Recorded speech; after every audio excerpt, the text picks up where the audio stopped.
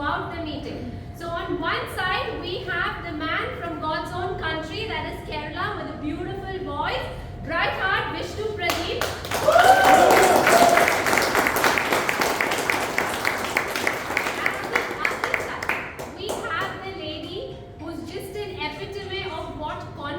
Looks like.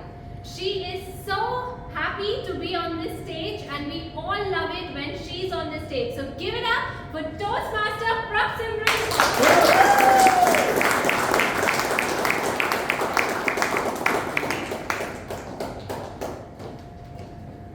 A caterpillar must always embrace its cocoon phase because it is only through transformation that one day it will become that beautiful butterfly who is able to soar high in the sky. Good evening, ladies and gentlemen, Toastmasters, bright hearts, dear guests. Today, we are here for this momentous occasion to mark the beginning of the new chapter of our club. We are in the presence of some district officers. We would like to have a huge round of applause when I call up their names. First, Division Director, Division I, Toastmaster Prashant P.K.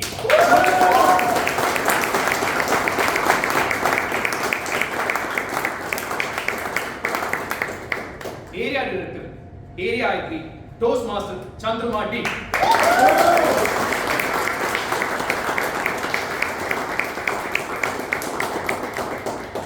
Past District Public Relations Manager, Udanga, Toastmaster Udanga Ajay.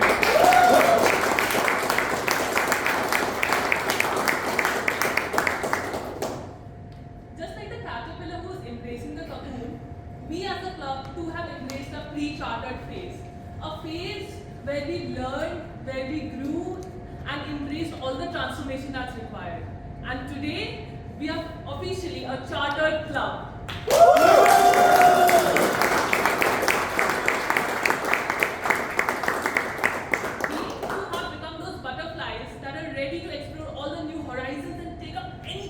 That come our way. We come together this auspicious evening to celebrate the inaugural day of Bright Hearts Toastmasters. This momentous occasion is a testament of the unwavering support of each and every one of you. But before we move on with the official procedure, we need to pump our audience, isn't it? So Yes. let's do a small activity. Yes. So now that we have 2 rows here, two columns here, I'll just go with that. So you are column A, you're column B. I'll have a very simple game for you. The game is very simple. I'll say 1, 2, 3, and before I say 4, you have to say bright hearts as loud as you can, right? And we'll have a few variations of it as well. But let's start with group A first. 1, 2, 3. Bright hearts! Can the column B do better? Yes. 1, 2, 3. Bright hearts! Okay, just a small variation of it. Now I'll go 1, 2, 3, and you'll have to. So I'll go this. You say 1, you say 2, then you say 3, but you're not supposed to say 4. You'll say bright hearts, and I can start in any order. I'll just give you an instance. I'll point to you. Correct? 1, 2, 3. Bright hearts! 1, 2, 3. Bright hearts!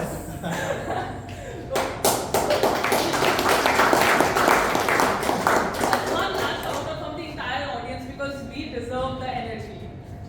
Bright hearts, everyone. Bright hearts! Okay, now that we embark our journey as a new club, it is only fair that we lay down some of the foundational rules. Just like those little principles that each butterfly has when it is taking its flight. Starting with our first rule. Please take out your phones, put them on silent mode or switch them off. I'll give you 20 seconds to do so.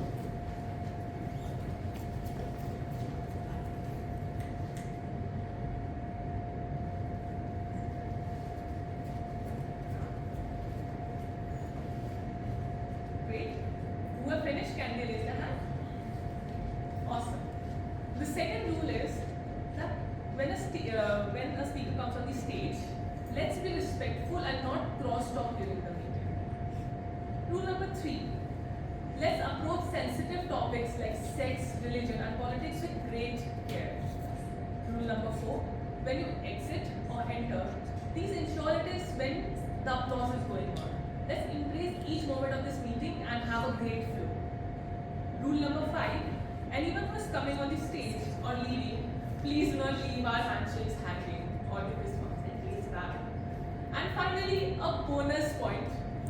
All the audience, it takes a lot of courage to come on the stage, so please make sure that you give the speakers a huge round of applause when they are on the stage. And just a small information, if anyone is to use the washroom, it is, if you exit, take the first left at the end of the hall, we have the washroom, and on the right hand side, the water is available. Thank you, Brad. Before we move ahead, I just want to acknowledge the presence of another district leader, the first district governor of India and Sri Lanka, and one of the initial leaders of Toastmaster in India. Put your hands together for District Toastmaster John Bosco.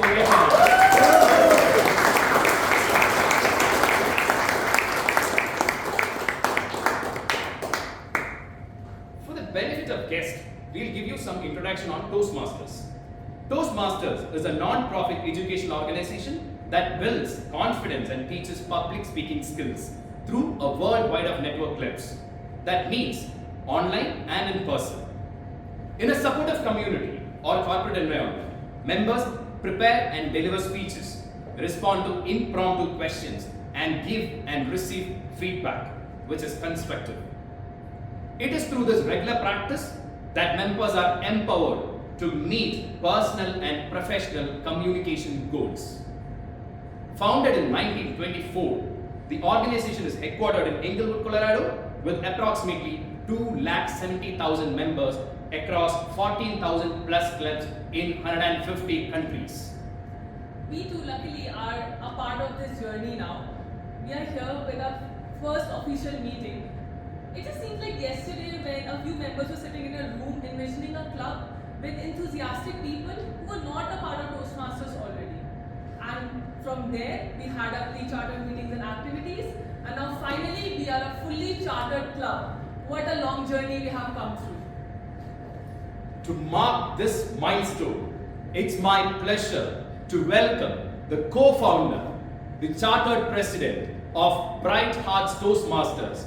Put your hands together to welcome Toastmaster Akshay Abraham Uman.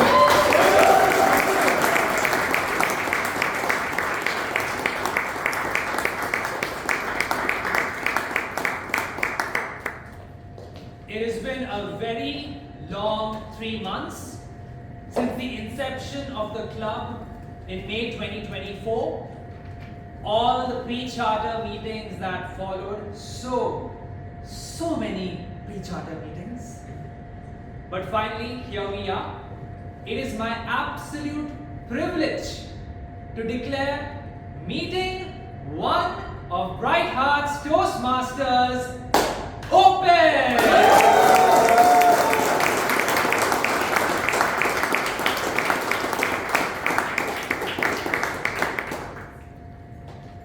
Thank you so much, Akshay, for that energetic opening. Next on stage, for addressing this wonderful audience, we have an experienced IT professional, strategy and transformation lead, Dell Technologies, and I've been with Dell for more than 22 years. He has been associated with Toastmasters for more than 5 years and has contributed in many club and district leadership roles. He is presently serving as Division Director for District 121. He loves to travel, is a wildlife and travel photographer, and is an avid Formula 1 and football fan.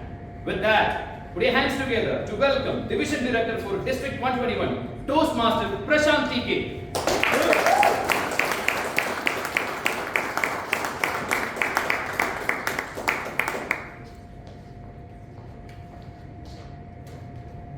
Dazzling stars.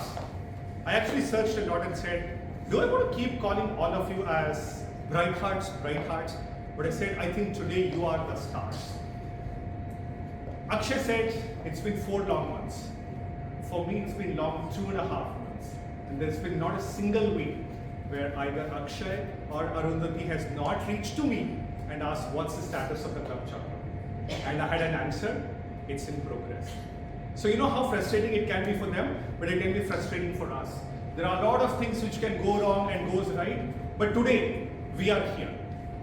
Today we are here on the day one as the inception of this club, and it gives me double delight to talk about it. Not only this club has chartered, but it's the first club being chartered in District 121 for this year.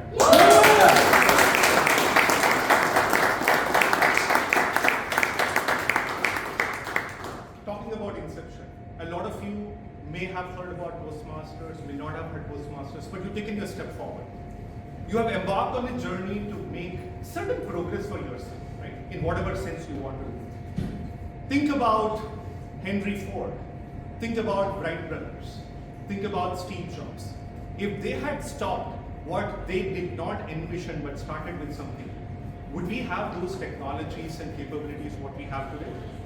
Answer is no. They did not think that how the world will evolve 30 years from now. They did not think about the future, but they think about how to make human potential better. Today, as Bright Hearts Toastmasters, or any Toastmaster in the room, any guest in the room, think about what's your potential 5 years from now, what's your potential 10 years from now. This is a great platform for you to work on. This is a platform where you can work on your true potential and make a difference for yourself and for the community. And when you look back 20 years from now, or 30 years from now, you're going to be setting up a legacy. Ask John Bosco sir. He's been in Toastmasters for I think 27, 30 years maybe, right? 30 years, can you imagine?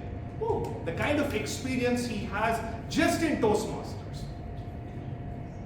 Today he looks back and says, if Bright Hearts is the 500th club he's seen as chartered, you are seeing it for yourself as the first club, and that's still okay.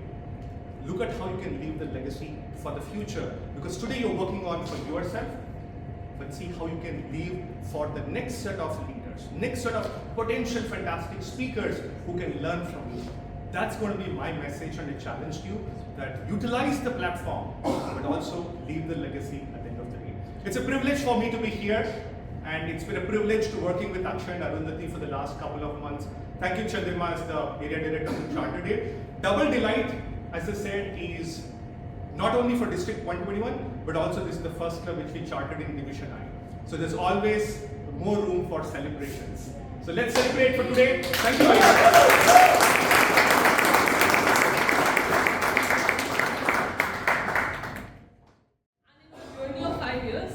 She's been a path breaker, taken up various officer roles. She was the immediate past president of HSR Toastmasters, and she's currently serving as an area director of Division I, Area 3. Personally, she's a married person and she's a mother of 2 lovely boys. Otherwise looking, she has a better vision of herself, both professionally and personally, and one of them is obviously being a Toastmasters. Please welcome Toastmaster Chandrima.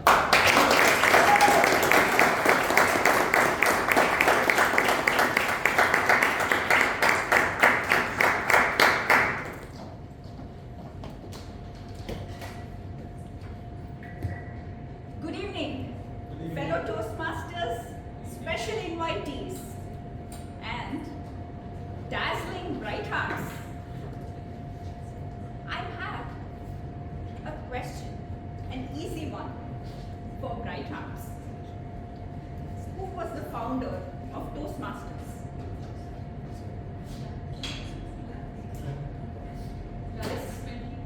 Yes, Ralph C. Smedley. In 1924 at Santa Ana, California. To start something new, you have to be a visionary leader.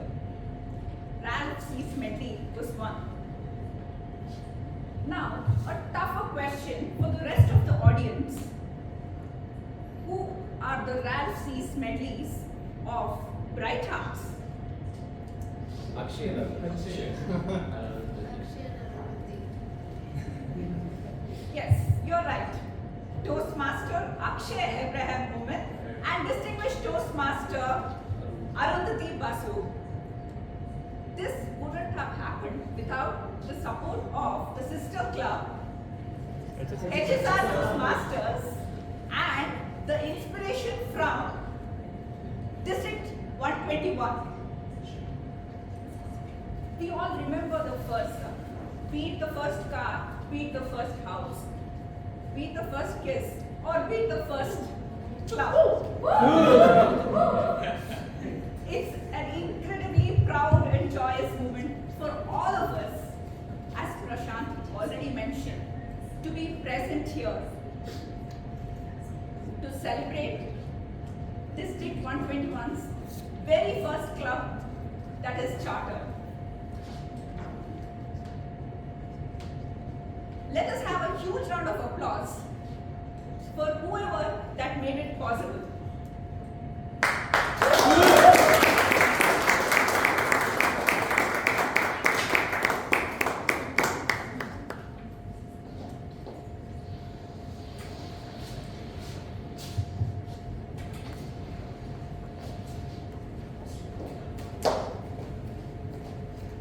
I'd now like to proceed with the charter member installation ceremony and the club officer installation.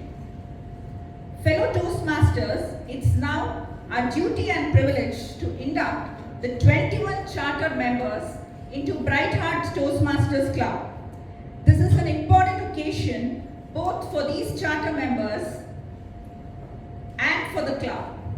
These individuals have come to Toastmasters seeking to improve their communication and leadership skills, and we now have an opportunity to help them learn, grow, and achieve their goals.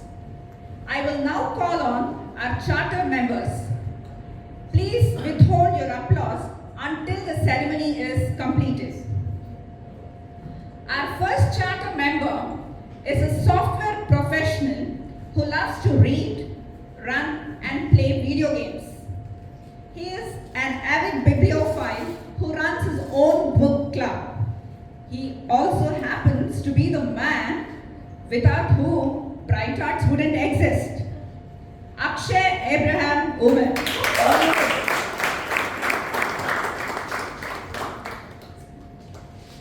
Our second charter member is a finance professional who enjoys tennis and playing the violin. Hailing from the great city of Calcutta, she has many nicknames at Bright Hearts. She also happens to be the woman without whom Bright Hearts wouldn't exist. Arundhati Basu.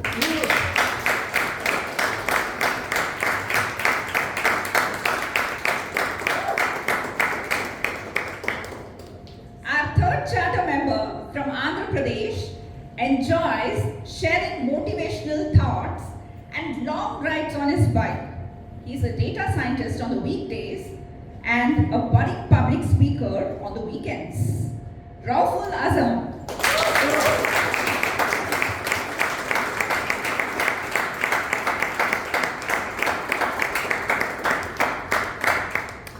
Charter member number 4 is exuberant and full of life. She's a chartered accountant who loves to cook. She's also mother to a lovely boy who is less than a year old and is 17 years away from becoming a member of Bright Hearts.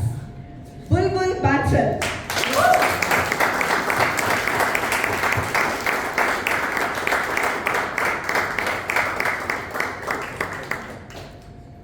He is a freelance developer who runs his own startup. And have you ever met a movie buff who enjoys the experience of sitting in a movie theater more than the movie itself? Say hello to the 5th charter member of Bright Hearts, Ashwin Raj.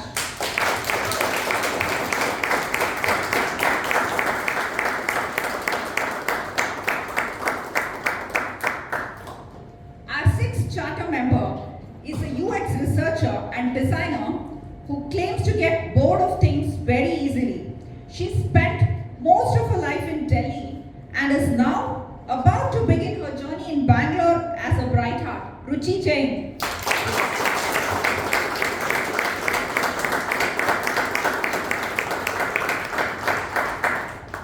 Charter member number 7 is the youngest member of Bright Hearts at 18 years old. She's a student at St. Joseph's College of Commerce in Bangalore. Anna Gupta.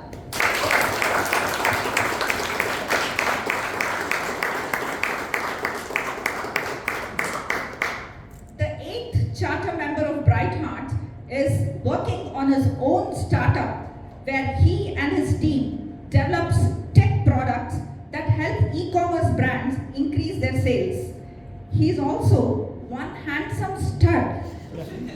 He is the kind of a man a woman looks at and goes, yum, yum, yum. Ishan Shetty.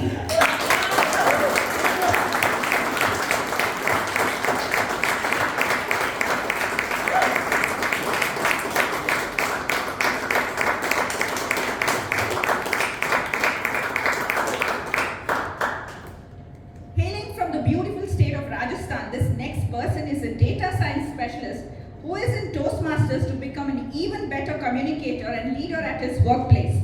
Siddharth Jain.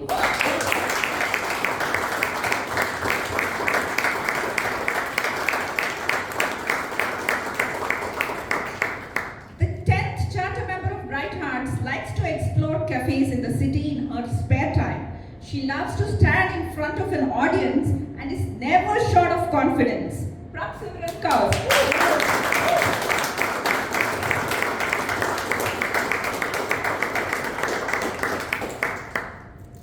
Imagine a squirrel that has managed to snack on 4 energy bars.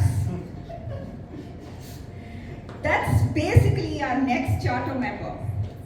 Full of energy and explosive like a firecracker. She's someone who is truly the life of every party. Pranjal Anand.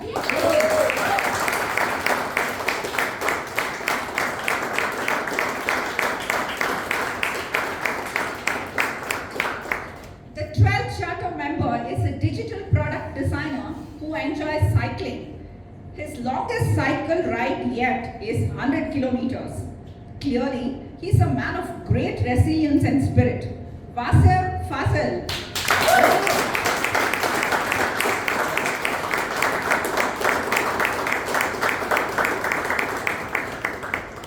This next man is already a star in Bright Hearts. By trade, he's an information security professional. With his captivating speeches and performances, he has quickly earned himself fame. Hailing from God's own country, Kerala, it's truly a blessing to have this man associated with Bright Hearts. Vishnu Pradeep.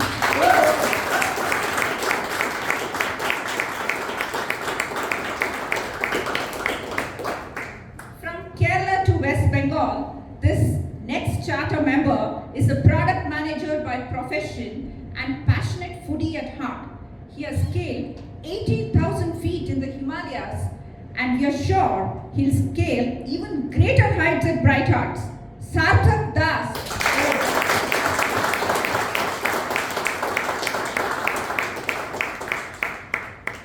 Our 15th charter member is a humble man with a few words, but you would be surprised to know that he's a man with many significant accomplishments, including being a graduate of IIT Kharagpur. He is here to find his voice in Bright Hearts, and I'm sure he'll just do that. Deepak Kumar.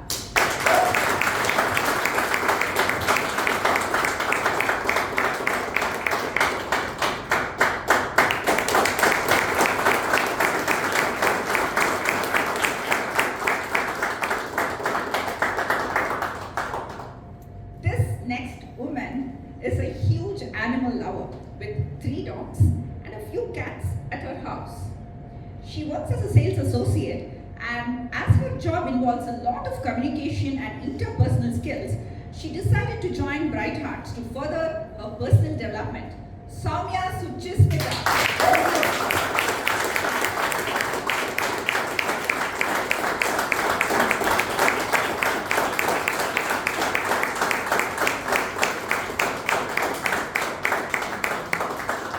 The next man coming onto the stage never stops smiling. The gleeful Gujarati of Bright Hearts. He is a software engineer who enjoys nature photography. Wishing you all the best at Bright Hearts. And no pun intended, but break a leg, Neville Shah.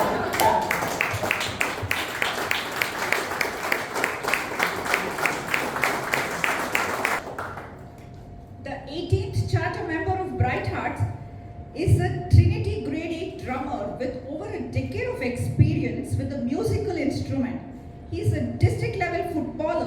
and badminton player.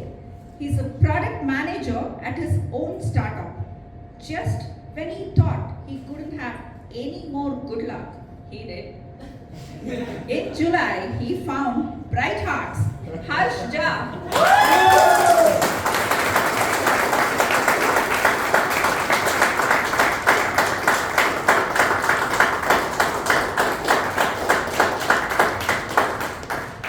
The next person hails from Chennai and is passionately into fitness and calisthenics. He is shy and quiet as a person and wishes to overcome his fear of addressing large crowds. With a strong body and strong public speaking skills, imagine the heights this man can reach, not just in Bright Hearts but outside of it. Sampreet Wari.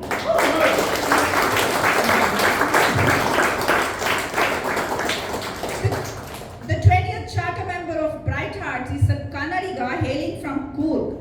She is a supply chain and logistics professional who has spent a fair amount of her time working at Australia, the land down under. Her first name also translates to progress, which is fitting given that she aims to progress a lot in her social skills at Bright Hearts. Pragati Ganapati.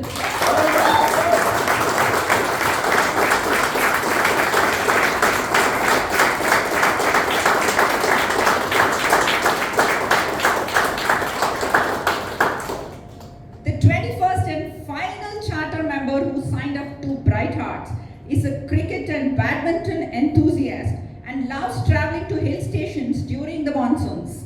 He currently works as a technical sales engineer and is looking to become a strong and commanding public speaker that his son would be proud of. Gautam Suri Sethi.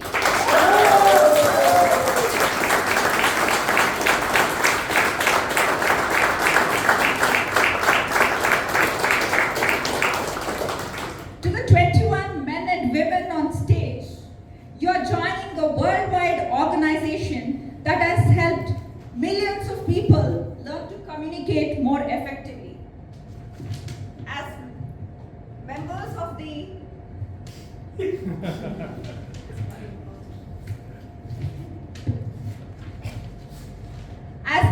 the Bright Hearts Toastmaster Club, you will benefit from a proven program of self-development.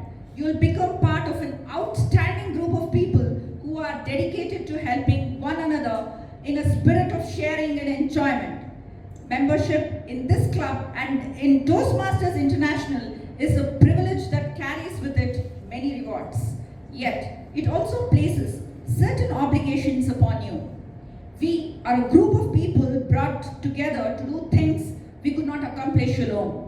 Our obligation is to grow and improve ourselves and to share our knowledge and experience with fellow members in a spirit of enjoyment. This means you must work diligently towards your own self-development, evaluate other speeches in a spirit of support and sharing, assist the club in reaching its goals, and remain positive. We ask you, the charter members, to dedicate yourselves to personal growth, to share this great gift with your fellow members, and to help keep this Toastmasters Club strong and dynamic. Please affirm your membership by repeating the following words. I, in the presence of my fellow members.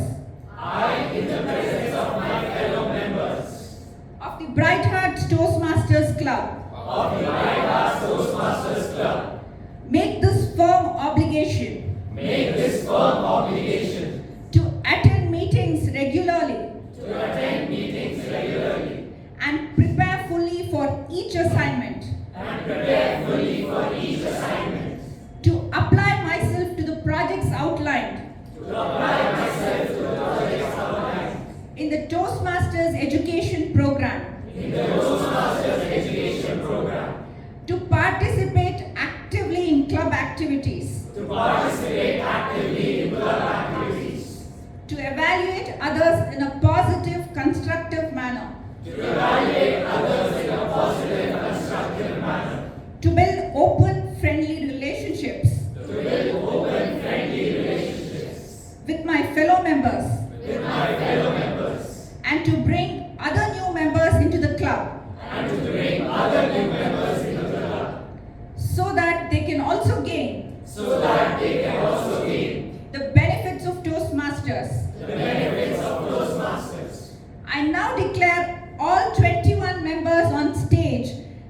charter members of Bright Hearts Toastmasters.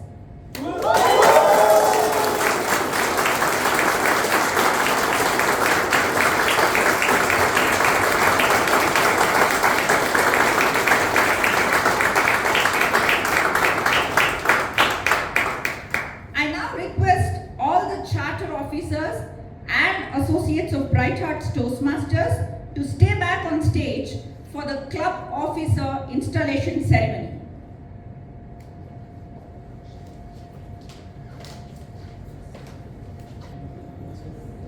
Fellow Toastmasters, I am here to install the officers of the Bright Hearts Toastmasters Club and to prepare them for the challenges that lie ahead. As a team, their collective challenge is to make the club strong and dedicated to helping people from all walks of life to speak in an effective manner, listen with sensitivity, and passionately lead to help many individuals. As they work towards Toastmaster International's club mission, each officer is obligated to attend club executive committee meetings, attend district-sponsored club officer training program, prepare a successor for his or her respective office,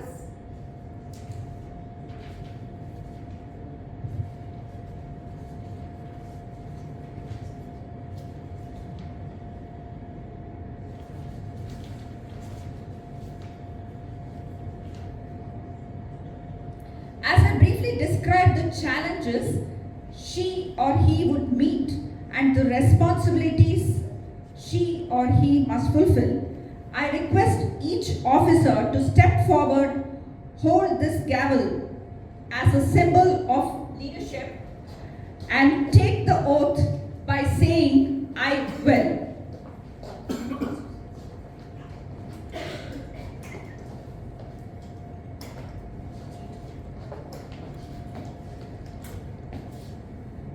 Club associates, Toastmasters Neville Shah, Prabsimran Kaur and Vishnu Prasad, please hold the gavel and step forward. As associates, it's your responsibility to assist the club officers in their tasks and duties. Will you perform these duties to the best of your ability? Please respond, "I will." I will.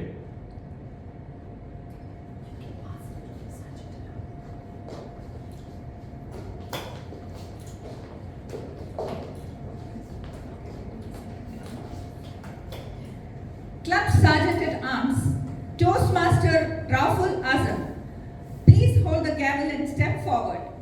As Sergeant at Arms, your responsibilities include arrange the meeting room, maintain club equipment in working order, ensure that adequate club supplies are available, set up the room before the meeting begins, make sure that all relevant educational and PR materials are displayed, attend to special equipment needs, greet guests, help the president make sure the meeting begins on time. Will you perform these duties to the best of your ability? Please respond, "I will." I will. Thank you. You may pass the gavel to the next officer. Club Treasurer, Toastmaster Bulbul Bansal, please hold the gavel and step forward. As Treasurer, your responsibilities include keep financial records and prepare the club budget. Announce when it's time for members to pay the dues. Explain the due structure to members. Collect dues. Work with secretary to ensure that the club submits dues on time to Toastmasters International World Headquarters. Will you perform these duties to the best of your ability? Please respond, "I will." I will. Thank you. You may pass the gavel to the next officer.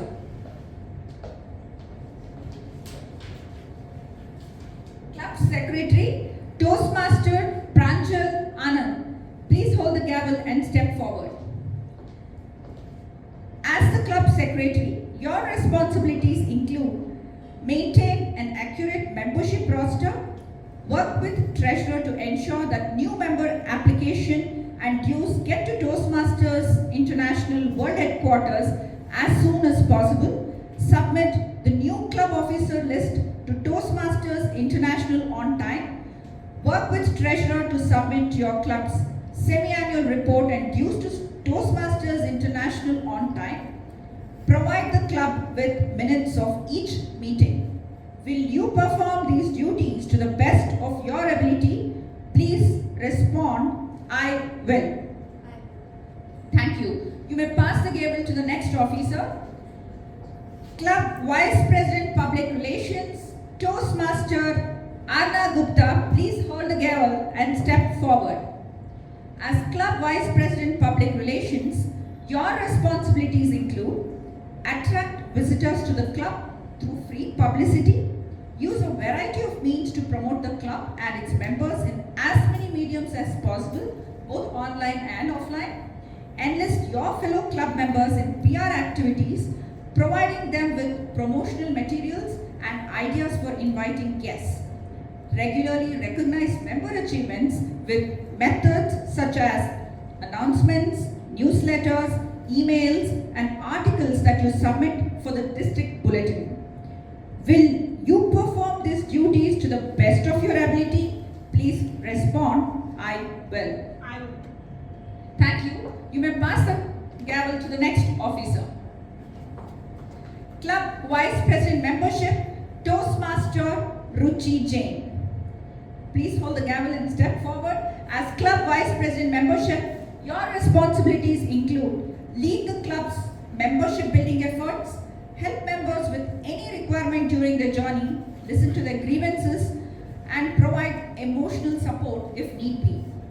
While the VP of PR motivates people to visit your club, you motivate the current members to invite guests. Promptly give new member applications and dues to the secretary and treasurer, personally greet guests, and provide them with membership application. Make sure each guest hears about the benefits of Toastmasters and gets a personal invitation to become a member. Will you perform these duties to the best of your ability? Please respond, I will. I will. Thank you. You may pass the gavel to the next officer. Club Vice President Education, Distinguished Toastmaster Arundhati Basu, please hold the gavel and step forward. As Club Vice President Education, your responsibilities include gain commitment from members to set educational goals for themselves. Assure that club members are aware of the schedule of meeting roles. Plan meetings that will assist members in meeting their individual goals. Work with club members to keep meetings fun and well run. Ensure all members adopt to pathways. Work with your members to ensure that they submit their applications for educational awards promptly. Represent your club at area and district council meetings. As the second highest ranking officer, preside over the meeting when the club president is unavailable. Will you perform these duties to the best of your ability? Please respond, I will. I will. Thank you. You may pass the gavel to me.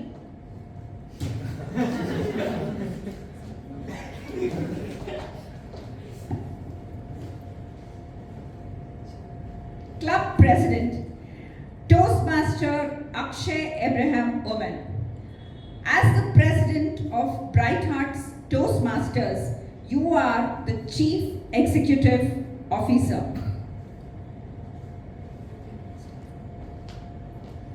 Thus, you preside at all club meetings and all meetings of the club executive committee. It's your challenge to see that this club adds new members and meets the needs of its current members to achieve their communication and leadership goals. Establish a club climate that is supportive, stimulating, and rewarding to its members.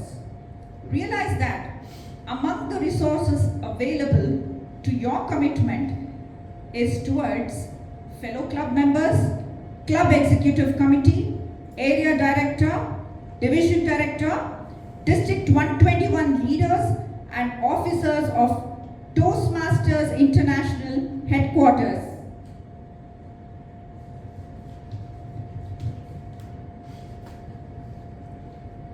Toastmaster Akshay, I hand this gavel over to you.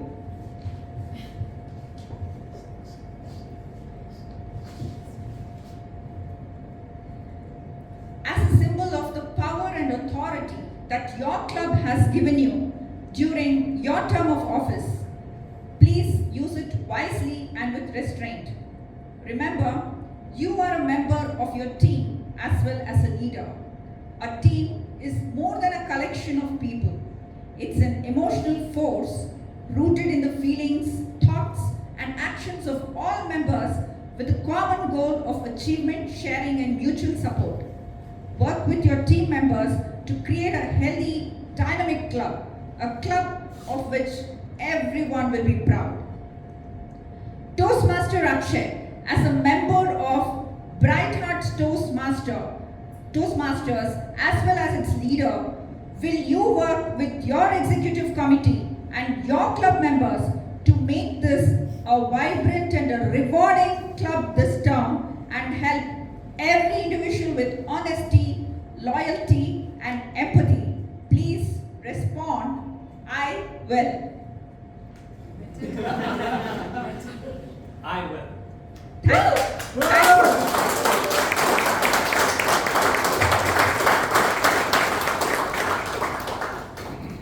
Dear members of Bright Hearts Toastmasters, please rise from your seats. Your officer team has just pledged to serve this club to the best of its ability, to be the best Toastmasters club possible, and to meet the needs of all its members. Your club will need active participation from each member. Do you, as members, pledge to work together with your officer team to make Bright Hearts Toastmasters the finest Toastmasters club it can possibly be? Please respond, we will. We will. Thank you. Please take your respective seats.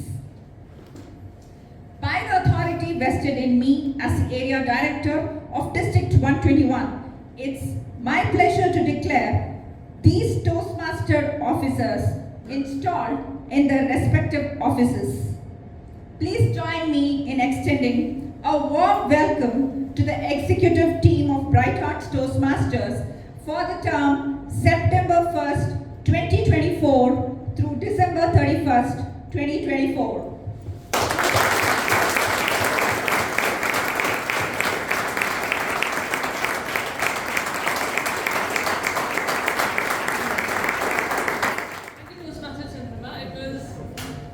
Not without your support that we could have reached where we are today, and obviously without you we would have been chartered members and officers right now.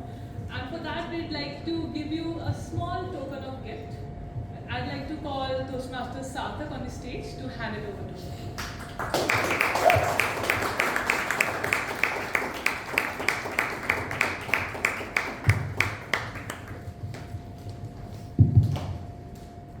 Thank you so much, Andruma. Thank you so much, Sarthak. All right, now we have got the time. We went through a serious ceremony and installation. Don't we need some fun over here? Yes. All right, Bright Hearts Toastmasters guest. Now it's fun time.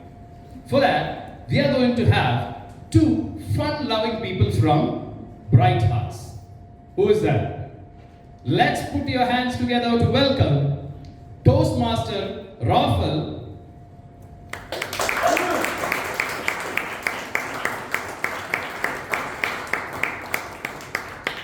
We are going to have one more person, another fun-loving person from Bright Hearts, Toastmaster Branzel.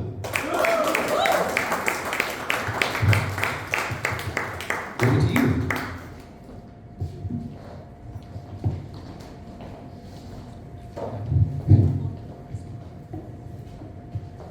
Welcome everyone to the one and only only one. the Tongue Twister Showdown. Hi, I'm Pranjal, your tongue twisting enthusiast. And I'm Raful Azam, the guy who got twisted up in a tongue twister and hasn't been the same yet. Who's ready for some fun? Now remember, have a lot of fun, but tongue twisters are not just for laughs. Well, it is, but then again, it helps in speaking fluently and clearly. So, great for public speaking, right? Let me hear it cheer, guys. Come on guys, you can do better than that. Yes. That's more like it, participants. Now, you must give it your all. No pressure, just your whole reputation is at stake. That's all. And maybe a little supply of imaginary butter. So now we need one volunteer, brave volunteer, to kick off our Toastmaster, to kick off our tongue twister ceremony. Raise your hands. People, you need to make sure your tongues are ready. We want some volunteers. Yes.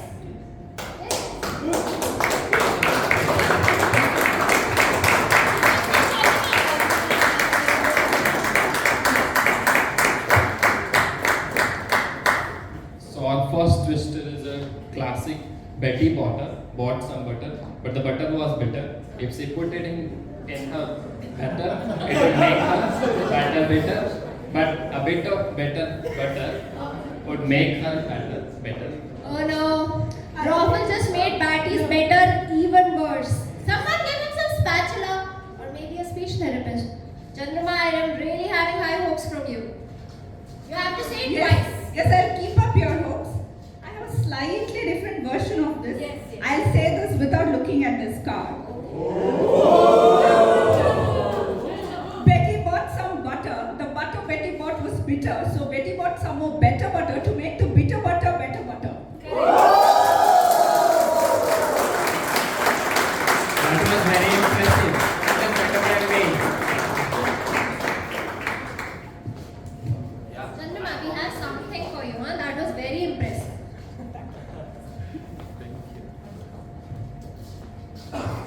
Let's give a big round of applause for her. So, can we have our next volunteer? Udanka.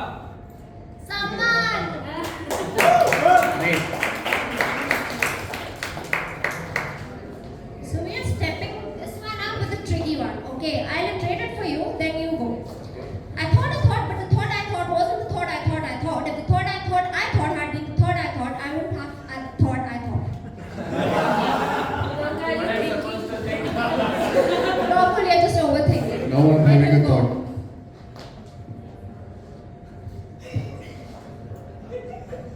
Let's go. Come on, Udanka!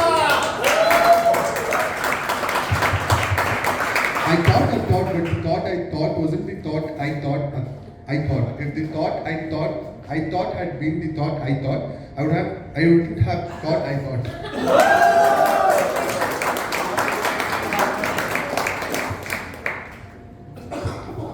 I thought a thought, but the thought I thought wasn't the thought I thought. If the thought I thought had been the thought I thought, I wouldn't have thought I thought. That was great, that was great. We have something for you. I'm keeping it for myself. Let's give a great round of applause for him, guys. It was some serious framework. Now can we have our last volunteer for the final participant?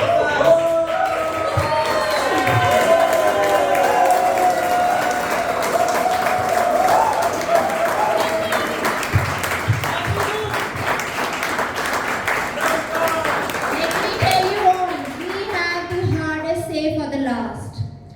I'll iterate, then you go. I wish to wish the wish you wish to wish, but if you wish the wish the which wishes, I won't wish the wish you wish to wish. Got this. Let's go. I wish to wish the wish you wish to wish, but if you wish the wish the which wishes, I won't wish the wish you wish to wish. That was some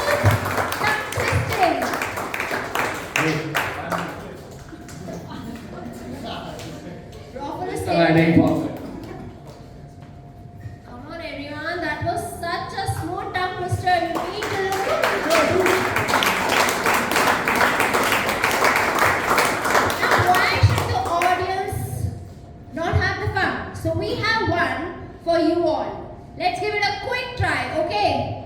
Can we have the last slide? So here it is, give it a try. How much would woodchuck chuck if a woodchuck could chuck wood? Give it a Right try. audience. All together. That sounded like a real woodchuck convention, but you all did great. I have to say so. Thank you. Congratulations, you have twisted it way to glory. Thank you so much everyone for joining us. Remember, the only thing between you and good fluency is a good tongue twister, so keep practicing. Until next time, Keep your Keep your tongues tongue twisted and your word word sharp. sharp. Thank you. Thank you.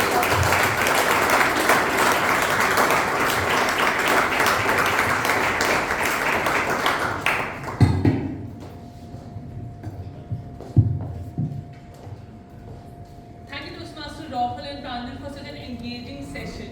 It sure twisted our tongues well and also made us more active. Now, I'd like to call upon someone who is amongst one of the most influential persons who has conquered the world of influence. She's a well-reputed Instagram influencer and an absolute fitness enthusiast. She's a power lifter and a powerful speaker. Well, honestly speaking, I could not help but stalk her on Instagram after I saw the post. And one thing I found great about her Instagram is, and I must note, in her very introduction, she's written, here to help you build a better relationship with food and exercise. So that helps me a little because I'm not completely a fitness enthusiast, but when it comes to food, I am a foodie. So yes, she has a balance of both and I love that. Please welcome on stage Nitya Nilampat.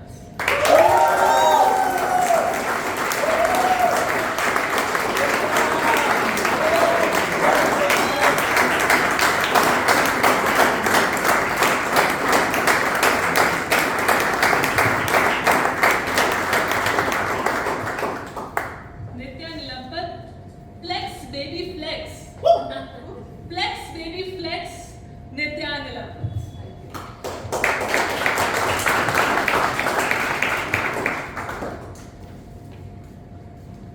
Nitya, have a drink. Okay. Nitya, have a smoke, no? Okay.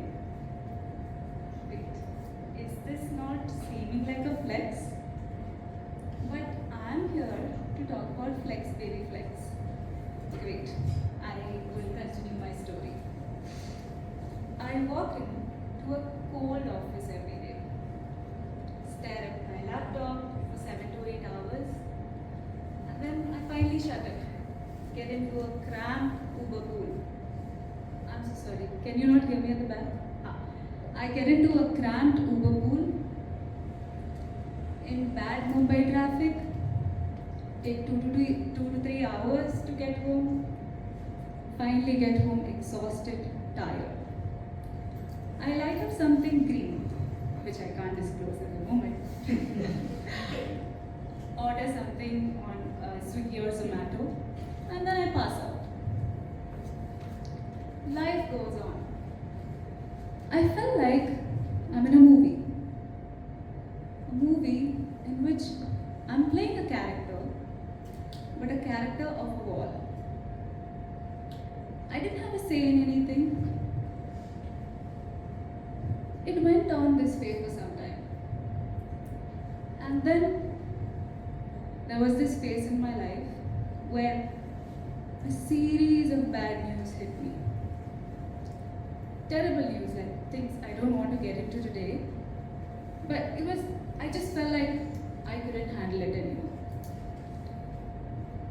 And that is what led me to that Friday night. On that Friday night, I stood on my balcony, 8th floor. I looked down, contemplating the next step as to how this is going to change my life. Suddenly, I hear my phone ring. Subramaniam, landlord, why is he calling me at this time? But should I pick up? Okay, but what if it's urgent? Hello, Nitya, tomorrow you'll be at home, no? I'm going to send the electrician, okay? Okay, uncle. Yes, uncle. I'll be at home, uncle. Okay, beta. I'll hang up now, okay? Good night. Now, getting back to the task at hand. I look down again. Oh shit. This is very, very tall. And now though I told uncle also I'll be at home. Electrician will come tomorrow and what a waste of his time, no? If I'm not there. So then I turn, I shut my balcony and go back to bed. Next day, while the electrician was fixing my geyser, I kept thinking, what is it that I want to live for? No answer. Okay. When was the last time I felt happy? I have an answer. It was back in school when I ran a 100-meter race. I placed first. I stood on the podium and I remember the entire auditorium scream, Nitya, Nitya. Yes, that is the time I felt happy. I want that happiness back. What can I do? Maybe I should try working out. I went to a gym nearby. The trainer took me inside to show me the gym. The minute I walked in, I felt mesmerized. Because everybody over there kind of felt, it seemed like they were in sort of a trance. Their only focus was on them. I don't even think they noticed me walk in. And I felt, yeah, I want that. I want that focus in my life. I told the trainer, take my money. Next day, I started lifting weights. The minute I touched iron, I felt very powerful. With each repetition, I felt very good. But there were days that I felt like giving up. What am I doing? Same things over and over again. My body was very tired. My mind was also bored. But then I was kind of scared. What if I let go of this and I go back to the dark place again? So I kept going on. Kept being consistent no matter what. And then one fine day, a trainer spotted me. And he said, Nitya, you kind of lift good. There's this district championship. Why don't you participate? And I was like, yeah, okay. Why not? So I participated. I placed first. And that day, I stood on the podium again. And in my head, I could hear it again. Nitya, Nitya. Yes. I am not going to give this up. I am going to live for this feeling. The main character of my movie was back. Hello everybody, I'm Nitya Suresh Neelampat, Instagram influencer, national powerlifting champion. That's not it. I think I have a strong body. I can squat 120 kgs. I can deadlift 150. I live a happy life. I have a good husband. I have cute little pets. I travel whenever I want to. I can say that I'm pretty happy. So, to everybody in this room today, I want to ask you, who is the main character in your movie? Is it a singer? Is it a dancer? Is it a powerlifter? Or a public speaker? To all the 21 members of Bright Hearts Toastmasters, give your best. Be consistent, and you will be here like me to say, flex baby, flex!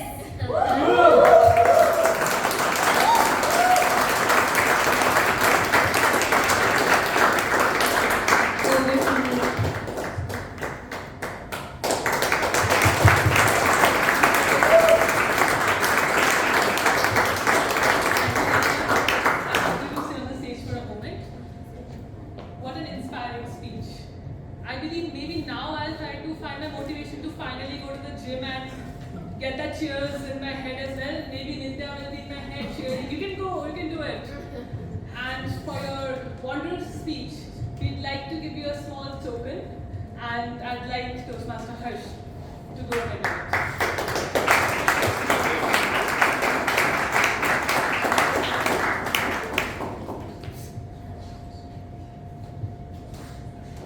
Thank you, Nitya, so much.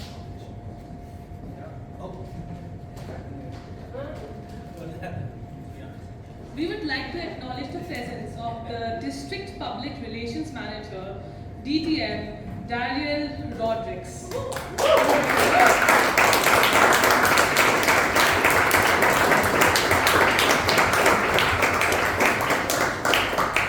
Thank you so much for being a part of our meetings.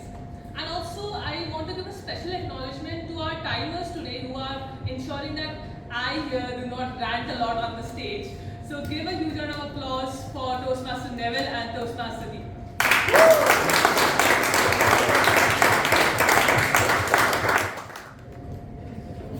Ladies and gentlemen, Bright Hearts Toastmasters, dear guests, welcome back. Before we move ahead, just wanted to acknowledge the presence of some club presidents' attendance. Calling it out, Evolve Toastmasters, Mekon Communication, Textron, HSR, Electronics.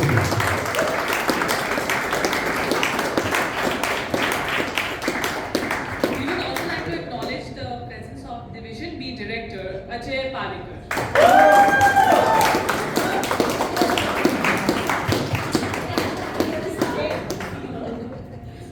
Just a quick question. How many here are still feeling sleepy or has the child waken you up? Anyone who's feeling sleepy? Wasn't feeling sleepy to begin with. Oh, yeah, that's an option. Still, I feel like we need to pump up a little, and I have one more activity in hand for all of you. And this is a very classic game of Never Have I Ever. Sadly, I do not have drinks for you. I'll have some quick questions. So the rules would be that if you have done it, please just stand up from your seat. Right?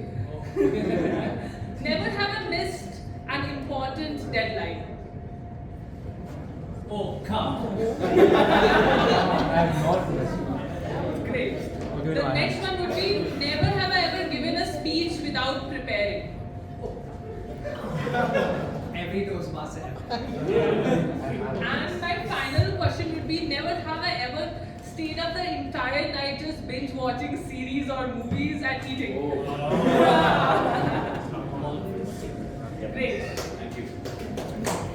Thank you so much for your participation. Now it's time for our most exciting part, the panel discussion. To moderate that, I'd like to call upon Toastmaster Arna on stage. She is a Toastmaster and a Bright Heart and is currently pursuing her BSc in Economics from St. Joseph's College of Commerce. Her self-proclaimed qualifications include binge watching every series on Netflix, perfect brownie making skills, and being an expert at finding the best memes. She is a member of Bright Hearts Toastmasters and the current VPPR. Besides that, she is extremely sociable, outgoing, and loves conversation. Over to you.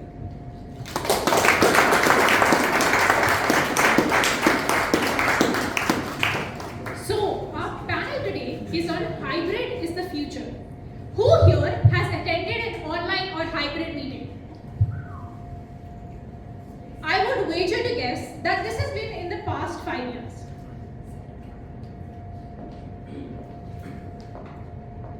For the cameras, guys. So now, without further ado, I would like to call all the panelists on stage. So our first panelist is described his job as his hobby. Even though his major achievements include patenting a heating ceramic in 2014, being deputed for Harvard's Manager Mentor Training with over 13 training modules. He is also a devout Toastmaster, serving in various positions at district and even the international level, with him being the first district governor for Toastmasters for India and Sri Lanka. Without further ado, I would like to call distinguished Toastmaster, John Bosco Apple.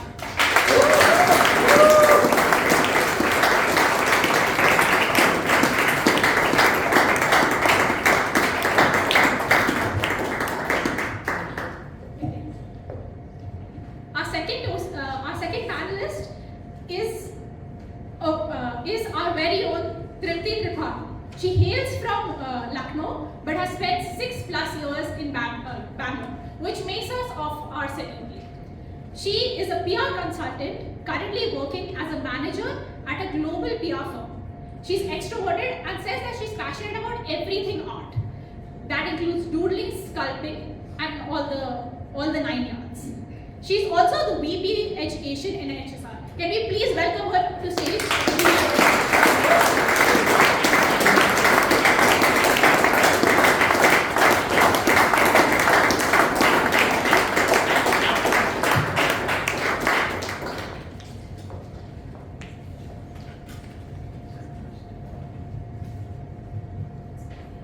Our third panelist has you've already heard him on his enthusiastic address.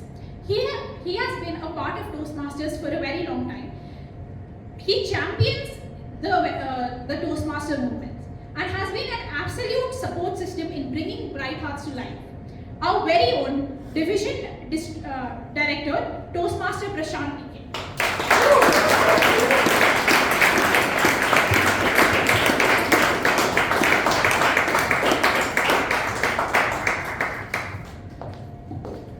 So let's just get this party started. What do you say? Yes. Do we have another mic?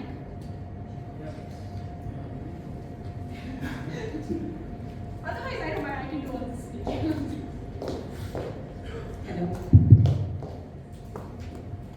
Check. Am I audible? Yes. Can everybody in the last hear everybody speaking of mic? Yes. Thank you.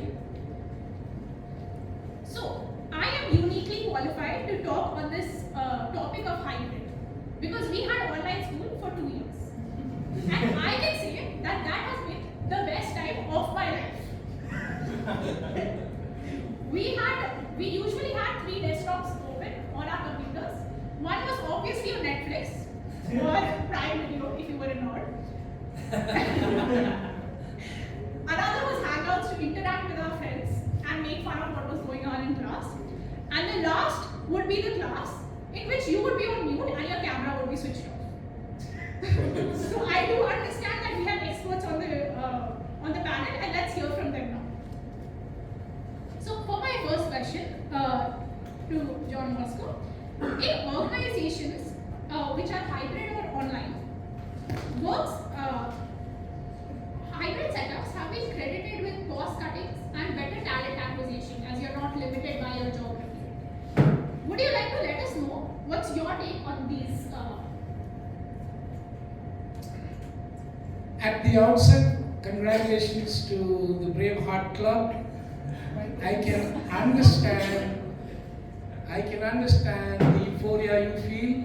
It takes me back many years, but then I'm wishing you all the best and hoping that you too will remain in Toastmasters for almost 30 years and more.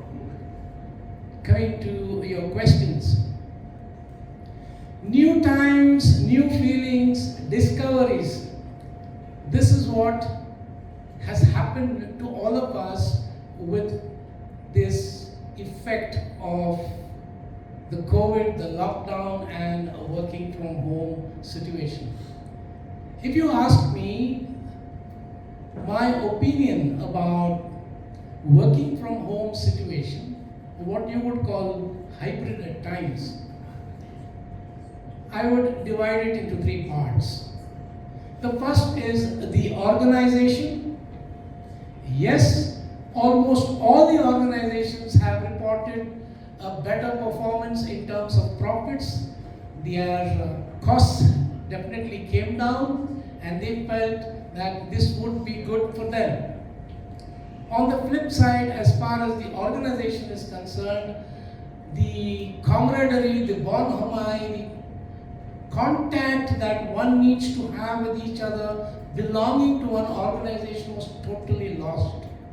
I believe that was the biggest loss for any organization.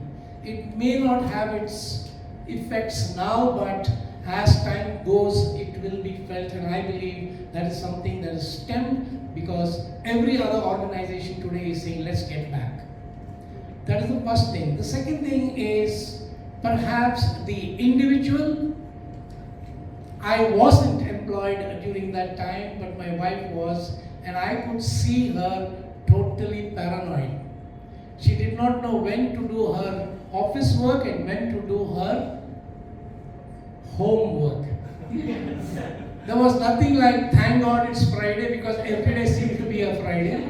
And there was nothing like Monday morning blues, because there were no Mondays when she worked online. But the effect it had on her as an individual got her more confused. She seemed to be working from 6 a.m. to 10 p.m. and sometimes even beyond that, because anyway I'm at home. All her clothes became tight. Not her fault. Not her fault, but then it goes to say that it had a major impact on her behavior. And I believe this is something which all of us talk about today. There was nothing like burnout in the days that I worked. Today every other person talks about burnout, and it reached its peak during that time. The third important point, which most people don't understand, is the effect it has had on the child of the home. Most of the mothers who worked from home could not take care of the child despite being at home, because I'm on the laptop, I'm at work, I'm not able to take care of the baby, and the baby is confused. Why is my mother not looking at me and caressing me and not carrying me? I've seen it firsthand with my grandchild, and I realized it has had an effect on the child. It is better for a mother to work and come home and give her 1 full hour quality time than to be at home the whole time and not being able to give quality time. So if you weigh the two things, if you look at it from that point of view, I believe let's get back to the good old days. Go to the office, meet people, share, tell your stories, cry on somebody's shoulder, you will feel comfortable. And because you are comfortable, the company definitely works well. I love the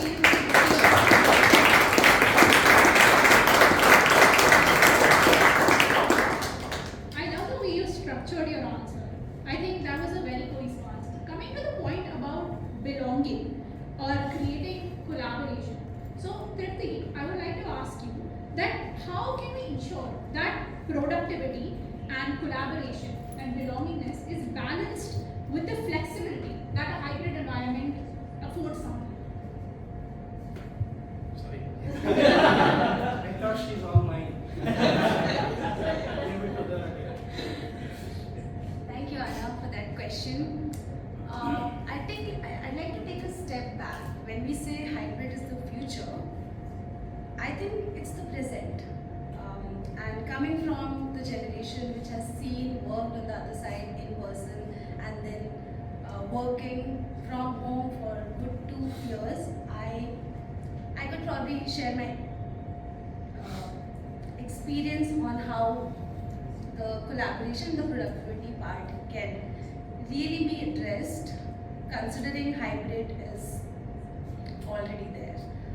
So when it comes to productivity, like my organization particularly, they ask people to come every 5 days. I think now, and this is my opinion, now is the time when you have to give people the flexibility to be able to choose where they want to work from, because it is the new norm, right?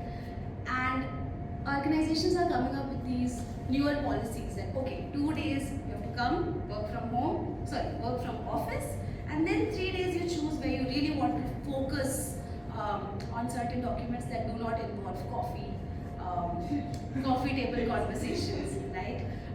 Come, work, and I think in a way 2 days employees meet, that not only shoots up the productivity for the rest 3 days that they work from home, but also give them a sense of more camaraderie when they happen to meet finally, right, in person. So that's something that I feel is enhancing productivity and collaboration after giving people the right amount of flexibility from where they want to work, right? Particularly for me personally, if I'm enforced that, okay, you have to come to office, I'd be like, okay, I will come. But don't come and talk to me if I have to work on this document. Right? So, giving that freedom to the employees, and it differs from industry to industry, differs from person to person, giving that flexibility would shoot up the collaboration as well as productivity. I think it would get rid of those unnecessary meetings also that could have been in email. Yes, definitely. Sometimes it's just meeting in person, and towards the end of it, we all are like, this could have been an email. Yeah, so that would be my take on it.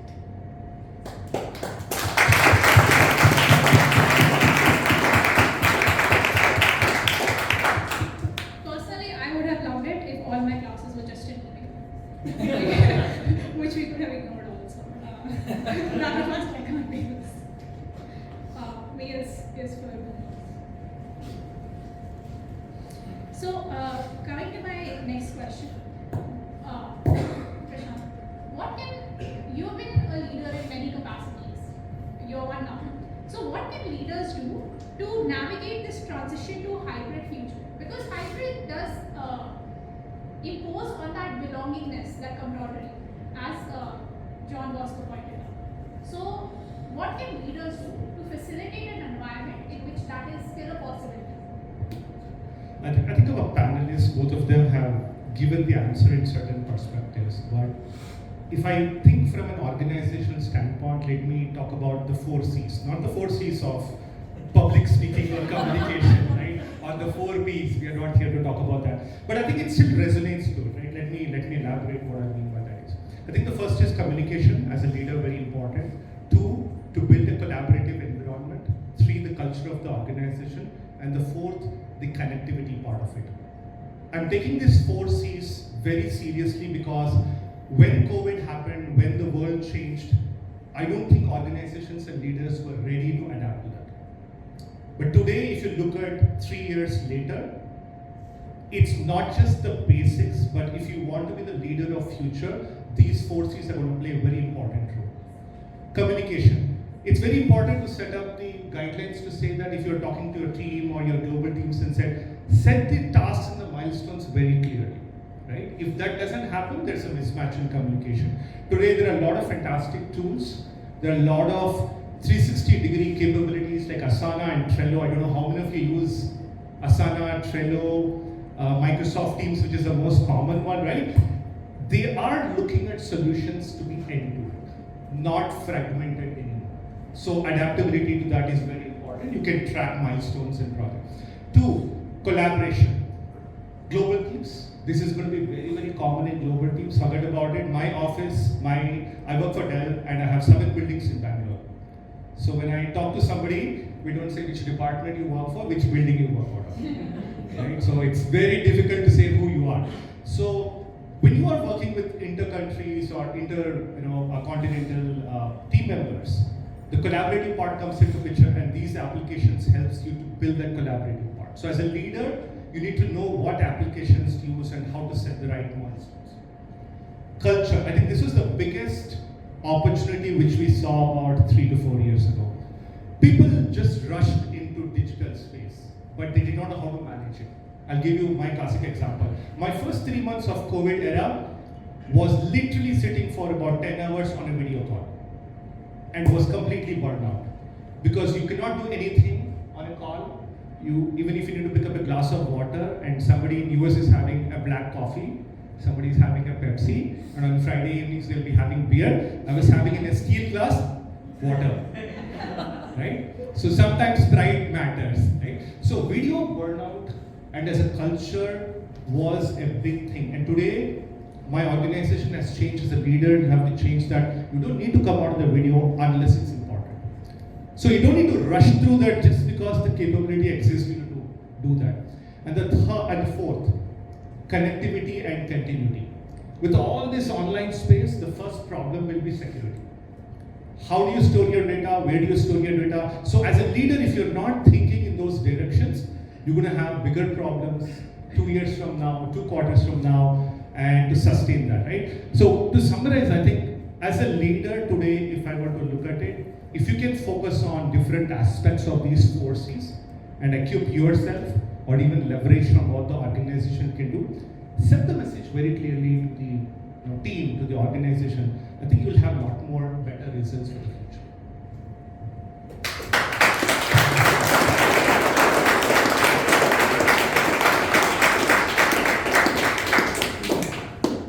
I think that was extremely well put, especially as we come to a room that is hopefully full of leaders of tomorrow or today.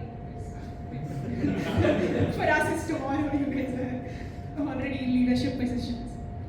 Tripti, do you have any personal stories or any strategies that you saw implemented to aid in this connectivity and the feeling of camaraderie in an online space, since you have some experience? Okay.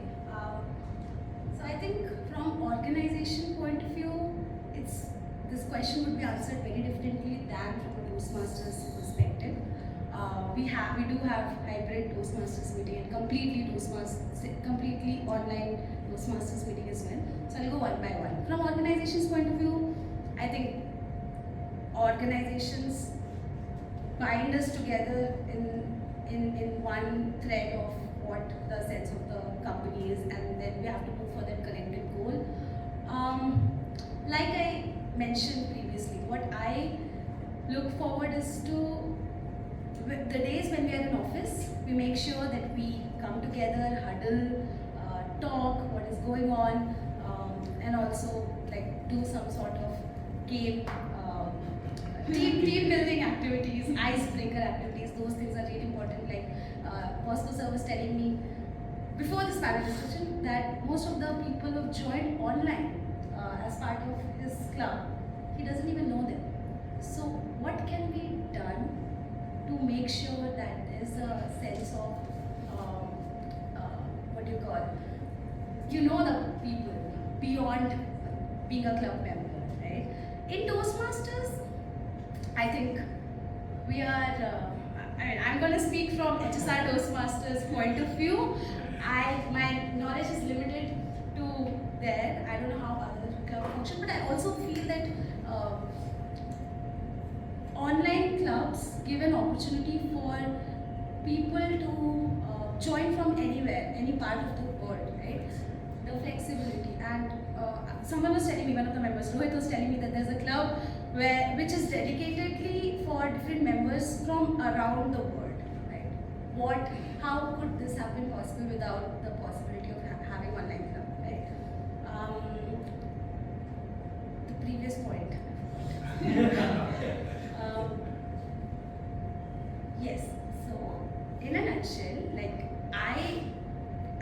in terms of connectivity, the days when I am in person with the people around, I'll try to make sure there's icebreaker happening with the team members whom I know, or like to further enhance that. In Toastmasters, HSR, yes. We make sure whoever is joining online is completely in the room. If let's say I'm traveling to Lucknow in Diwali, and I want to also attend HSR's Diwali team meeting, it couldn't have been possible if the online setup was not there. And we kind of do that, maintain that sense of camaraderie, irrespective of the in-person presence or online. So you can literally be in two places at once. Yeah. Metaphorically be in two places at once. It's Dr. Strange. So coming to one of our last questions. So this is to Oscar sir. Since 2020, as you spoke about it, there has been an advent of a lot of clubs, a lot of online clubs. And after 2022, gradually shifting back to in-person meetings. What is your opinion on offline versus online clubs? And do you think hybrid blends the best of both the worlds?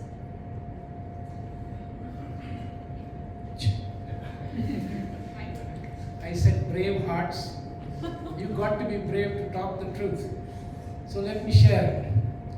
How many of you were Toastmasters before the COVID era? Minority. Okay.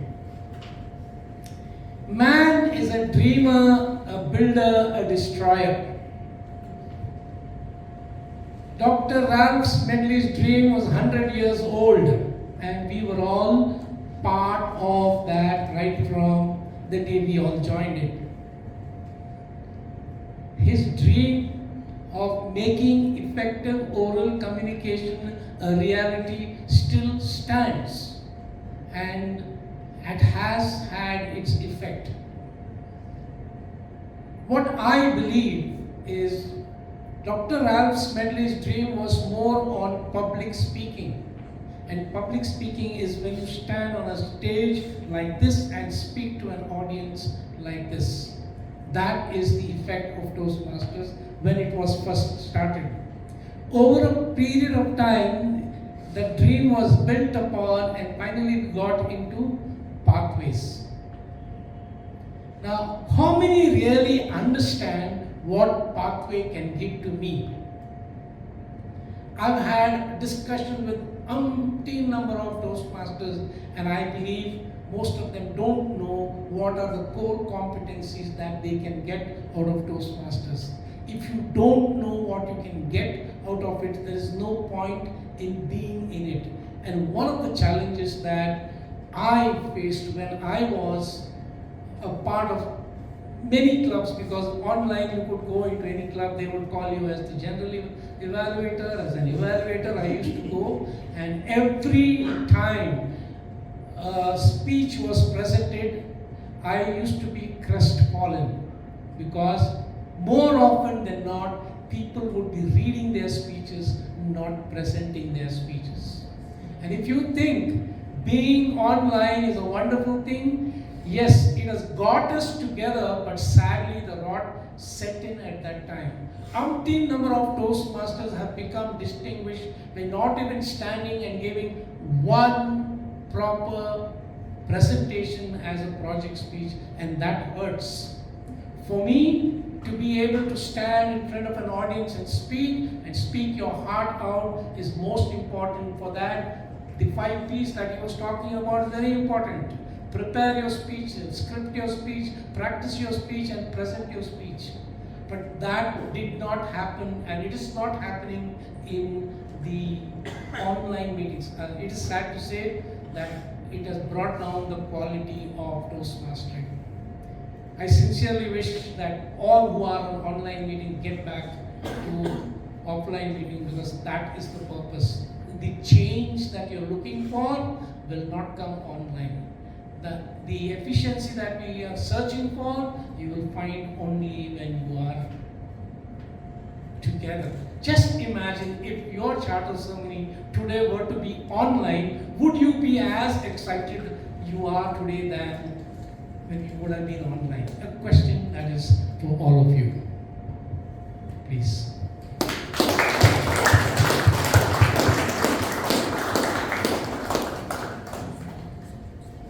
The wealth of perspectives that have come from your wealth of knowledge and experiences has been truly enlightening to witness. And I am very excited for people's takeaway from this. As a quick conclusion, I would just like to ask everybody that in your opinion, out of online, in-person or hybrid meetings, which one would be the best? A meeting like this.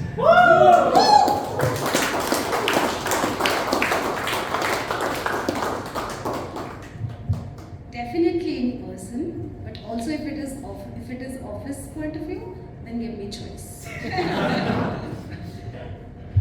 I think I'll go with what Tripti said. Toastmasters, there's no questions. If you've not stood on the stage, as Bosco sir said, had your stomach growled, legs go weakened, palms sweating, then you not experience the fear of public speaking. A digital screen cannot give you that confidence. You give me the best speaker, but no, that's Toastmasters perspective. But I think what Tripti said about working environment, in 2024, what we see, let me tell you, in the next 5 to 6 years, in a decade, it will change. My company just made some few changes over the last 48 hours. They've called in every Salesforce who has a customer facing role to be back 5 days a week. You cannot sell a product or a service if you are in a customer facing role, sitting in the comfort of your home or over a phone call. If your company, whatever product, service, it doesn't matter. If you have a customer, you need to meet the customer in person. The human touch will just The human touch will just go away, right? So, answers exactly replicated to Tripti, what you said. Toastmasters 200% in person. Work environment depends upon what you're doing in, what the organization will feel, and we need to adapt to that, right? Flexibility will come, but we need to adapt to that. Thank you so much.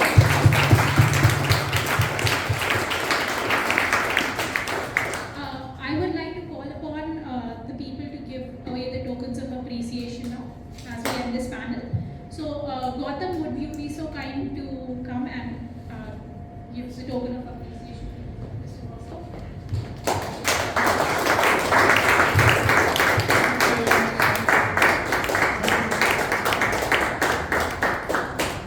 Ishan, could you give the token of appreciation?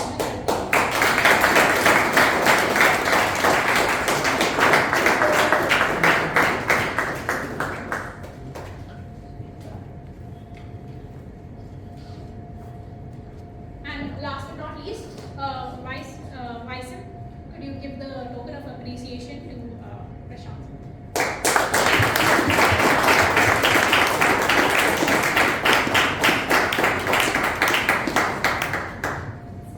Thank you to all the panelists, and I would like to hand off the mic to Prabh Simran now.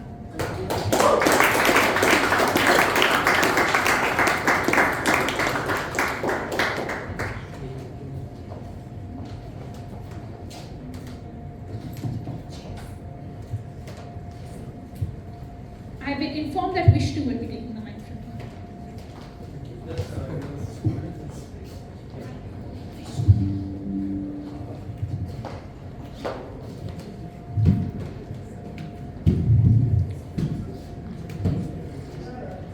Would like to acknowledge the presence of past division director, district Toastmaster Mazhar Hussain. Huge round of applause.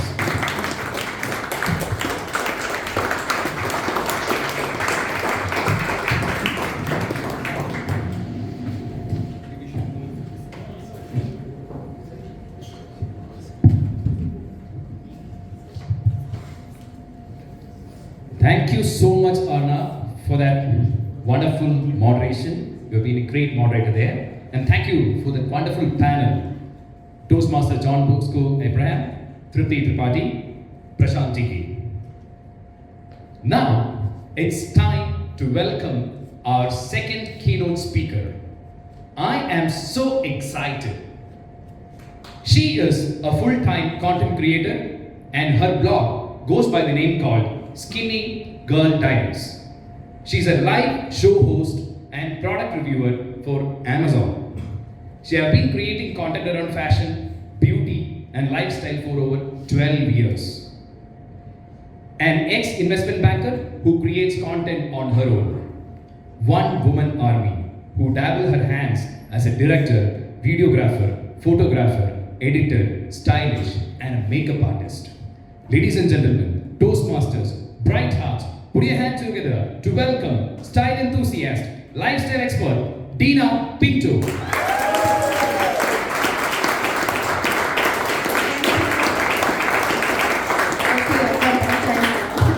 After that introduction, I'm like, okay, let me soak it in. But nonetheless, thank you so much for having me over. I am just ecstatic. I mean, it's a Sunday, and I'm amazed that all of you guys are here and to listen to my sad story. But it's not a sad story at the end of the day. But I just want to say thank you so much for listening to me. And here we go.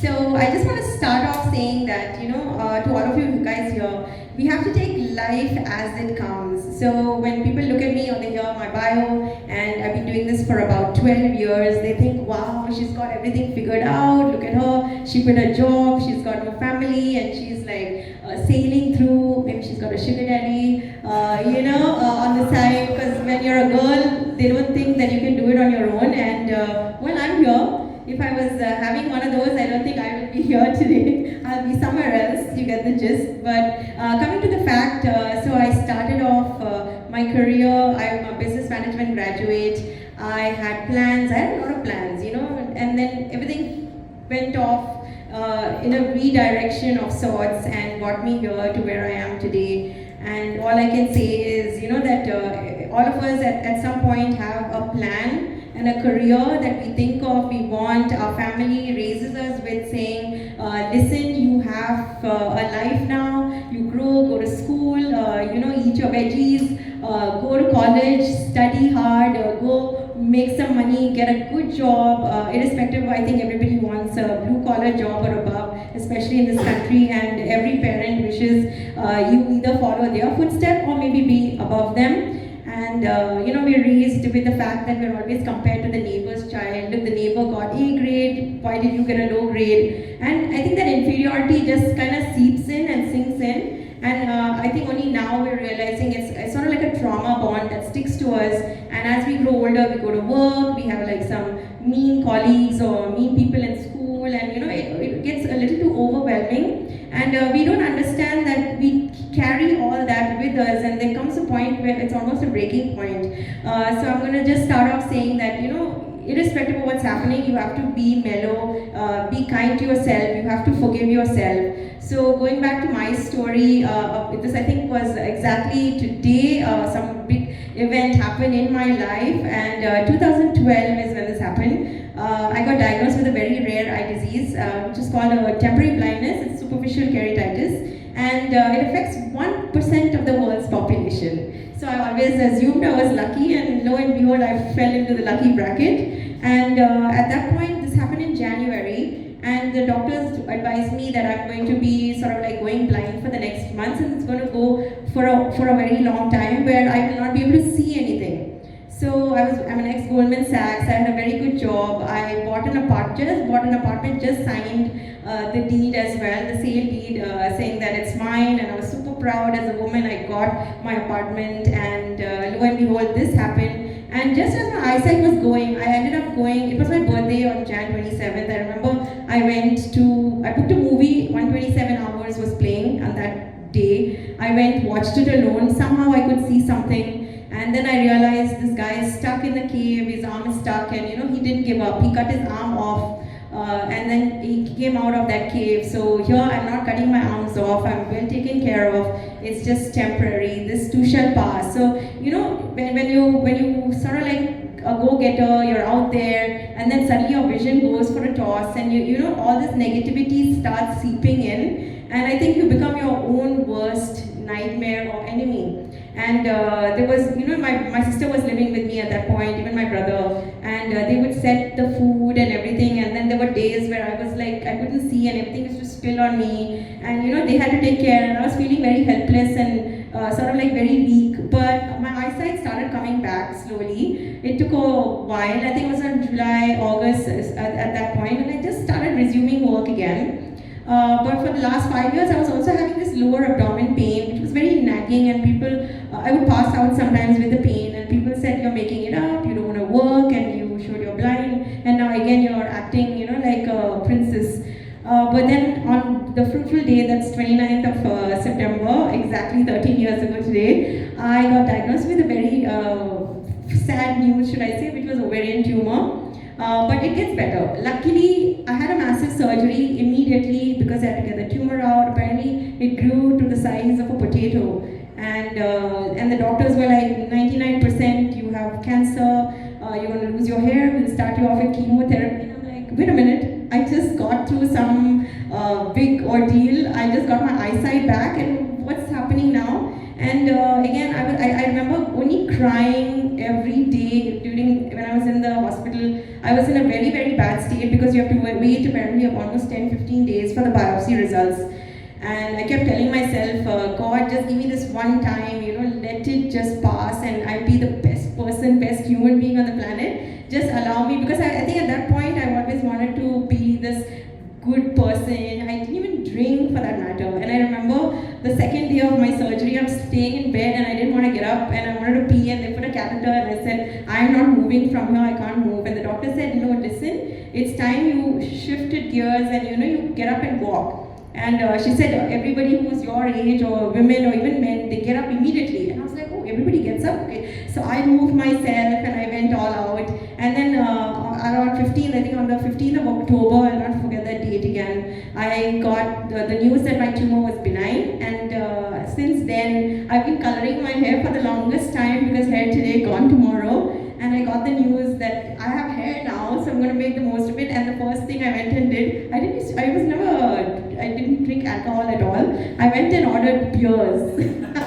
lots of beers, and now actually I review alcohol. I mean, can you see the shift? It's a paradigm shift. It's crazy, where once a time I'm sitting there, I don't drink, and I was making these things up, like it's bad for you, and you're going to die soon. I still don't smoke, by the way, and I still don't have tattoos. But one thing I got done was getting a belly pierce, because I think for the first 8 months or so, 3 months I was on bed rest. I couldn't feel anything, so I had to literally go aside, get up, because I was living alone and my mom was actually sick at that point, so I couldn't even tell her. I didn't tell her that all this happened. So me and my sister, we took it on our stride and did it alone. I mean, I did it alone. At that point, I think usually they say you need someone on your side, but nonetheless, I think the universe had other plans. My mother got very sick and she slipped into coma on New Year's Day. And for me, it was like a bigger blow, because I had to switch off the ventilator. And I'm just trying to compose myself. So I had to switch off the ventilator, but I didn't. And it took her 53 days to die. So when she died on her own at the end, and I think I never forgave myself for a very long time. I was very distraught. I was very mean to myself. I kept saying, what if we didn't do the surgery? What if I switched off early? I made her suffer a lot. I think she was like my really good best friend. She was my support system. She said, Tina, go find a job, make the money, be independent, only marry a guy if you find him worthy and he's going to be there as a partner. So I lost that main right hand of mine, and it was very devastating. And for me, I think they say, if you're weak or something, nobody can even say that now, because I think they say good things, or should I say, I don't know if it's a good thing or a bad thing, but they came in threes. And I thought the universe was done with me, and now I live like, I think it's really done. There's nothing it can do. But then just before COVID struck, 2019, I lost my dad. And lo and behold, COVID struck at that same time. It was a very, very hard time, because again, I was living alone. And the four walls were the only, and then I have a cat. Luckily, I just got a cat few months before we had the lockdown. And it just kind of transpired into something phenomenal for me, because I really took the time to understand, why am I bitter, who am I, what are my strengths, what are my flaws.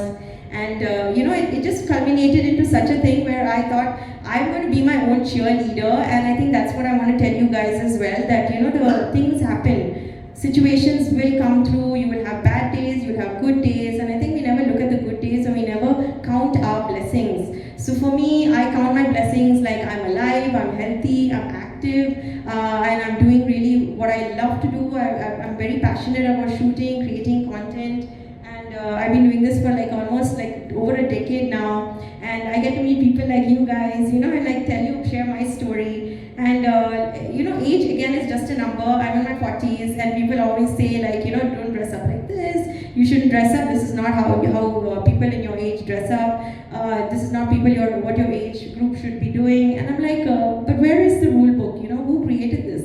Who told you that I can't wear this outfit? Who told you I can't be a content creator? Who told you I can't dance up and down on TikTok? It's not for the teeny boppers or the Gen Alpha that they call it. But nonetheless, I want to say again, I want to just reiterate that life is what we make of it. It is not a calendar of events. So if you've got plans, 5-year, 6-year plan, or if you want to do something, I'll say start now. Ignore that, because things will change. You heard my story. I wanted to be a Goldman Sachs VP. I thought I'm going to retire at that place.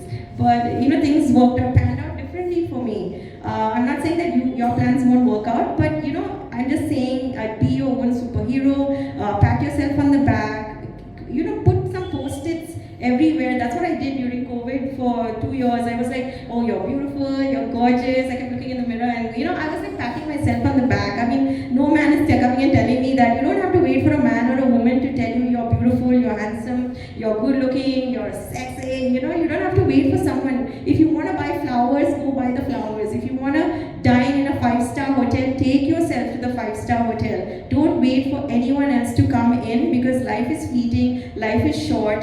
And then, you know, and if you've got your family, spend time with them. I am extremely, you know, I'm putting it out there again. You do not know when it's going to be the last time. There are days where I wish I could call my mom or I could call my dad, but I can't. But if you've got the opportunity, just go home right now, give them a hug, tell them you love them. Tell your loved ones you love them. Tell yourself you love yourself. You know, don't look at it from any other's perspective. But I think the red flag has gone up now, and it's like red flags. You know, don't take FOMO. Life is not what you see on the internet. That is not the real life.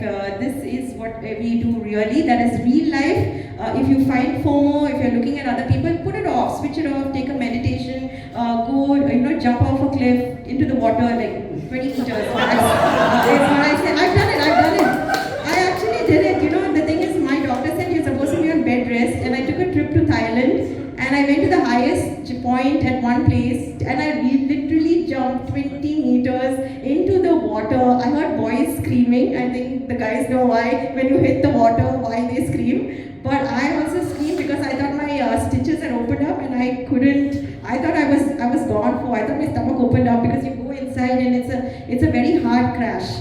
But yeah, so that's what I want to tell you guys. I mean, if you want to jump off the building, you can do that, but with safety gears. Yeah. Thank you so much, and thank you for having me. Cheers, guys.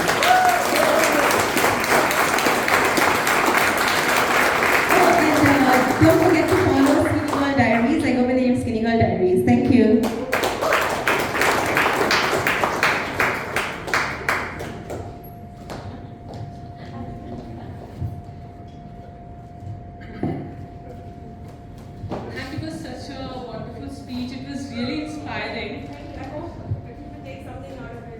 Definitely we will, because one thing we know out of all the struggles and problems that we face in life, it's really important to not fall down and get up, and you were truly that example for us. And thank you for coming, and we'd like to give you a small token of appreciation. Pragati will be presenting it to you.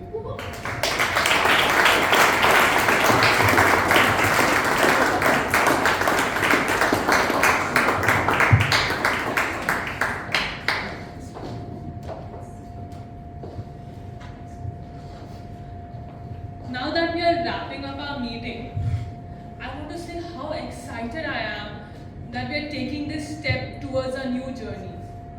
Someone rightly said that to reach greatness, you always have to take that one step ahead. And I believe this is our first step in Toastmasters. Sure. Together, we'll support one another in this beautiful process of growth and discovery. Thank you for your enthusiasm and commitment to our club. Let's spread our wings and take flight into exciting new chapter. How could we come to the end of this meeting without getting engaging session with our co-founders, isn't it? So I think it's time for them to finally come on the stage and show us who the bosses are. Welcome on the stage, Akshay, who is a professional in JP Morgan, and he's been a part of Toastmasters since 2018. He has completed 2 pathways, and he has won the evaluation contest for District 121 back-to-back in years 2022 and 2023. He's also won the International Speech Contest Championship of District 121 in 2024. In his spare times, he likes to indulge with books, and he is the founder of the Humble Bumble Book Club, one of the fastest growing reading communities in Bangalore. Please welcome Toastmaster Akshay on the stage.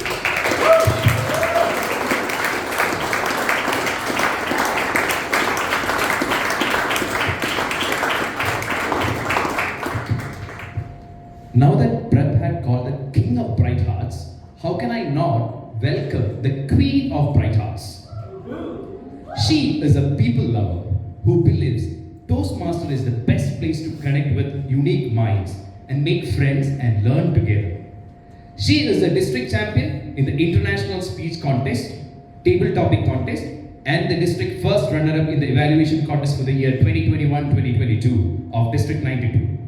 A 7-time Triple Count awardee, she won the Spearhead Award in District 92 in 2021-2022.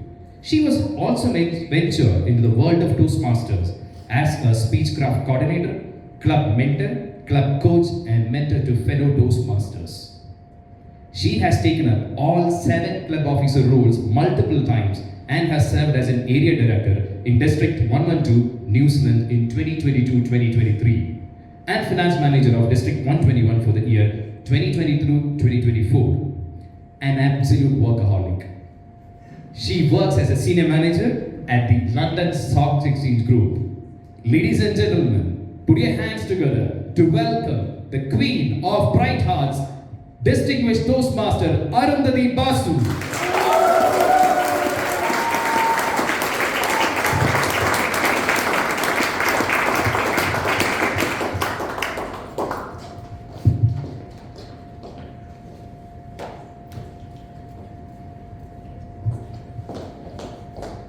Just sent my VPA to do something for me. So here we are at the end of the event, and I just want to get a feel of the audience. Did you enjoy day 1 today? Yes! And me and Arundhati are here today to wrap up this event for you. And let me tell you how the journey began. The journey of Bright Hearts began with one single question. It was a warm summer evening in Bangalore. I still remember that day. The sun was shining. The breeze was breezing. The birds were birding. I remember calling up Arundhati and I asked Arundhati, wouldn't it be wild if we started a new Toastmasters club from scratch with just brand new people who have never been part of the fraternity? And I was surprised when I heard that her answer was, The idea was very interesting to me. Brand new people, a brand new club, an opportunity to give back to Toastmasters, something I'd love to, and most importantly, an idea from my adorable friend Akshay. So I said, yes!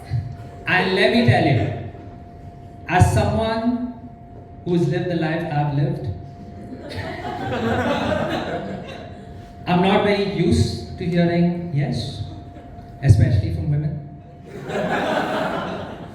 I mean, look at me. Do I look like someone who gets a lot of yeses from a lot of women? No.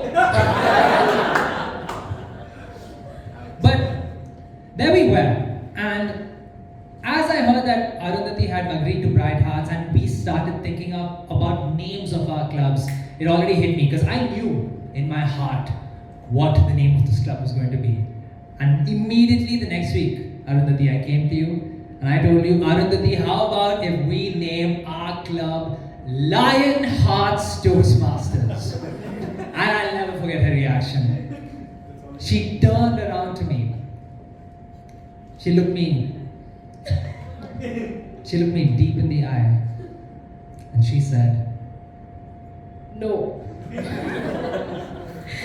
The minute I heard the word lion, it gave me a feeling of being a very manly name. And I knew that this will be a place where we'd have wonderful men and women. And I was all set for an inclusive name.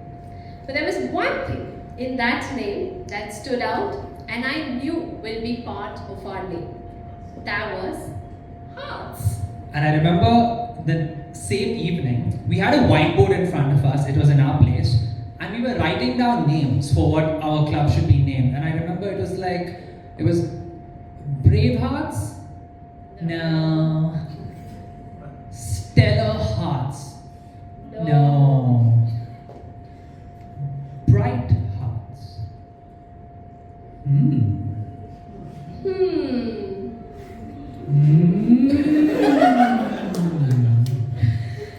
And it just fit. Yeah, that's right. There was something about Bright Hearts which just fit.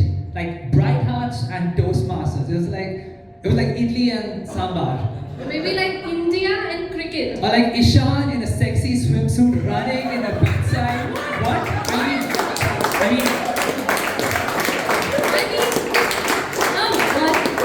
I needed to put Ishan's picture to do the PR. What are you doing? What I meant to say was it was a great match. And I didn't do that. I didn't sign up for that. And so there we were. There we were, Bright Hearts, Toastmasters, and now we started on the procuring process. How are we going to get those initial charter members? That's right. Bright Hearts, so the name was in. We knew we are going to be Bright Hearts no matter what people say. But it is now time to look for those true Bright Hearts. And there is only one criteria. You have to be a passionate individual. That was all that we were looking for. But it wouldn't have been possible without the blessings of our club sponsors, Ehab and Chandrama.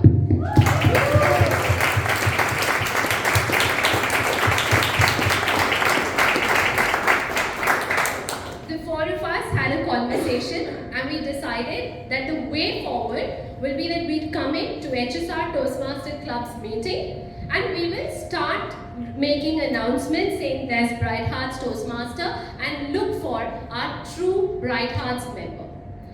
That's how we found our first few. The architect turned designer with the most pleasant smile in the world, Ruchi Jain.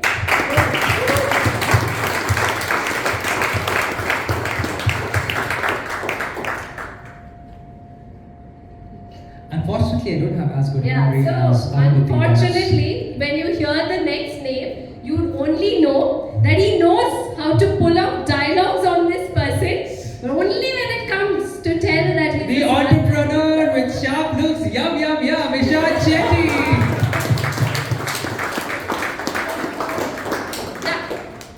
If there's one word we heard the most from this person throughout Bright Hearts, it's Gen Z.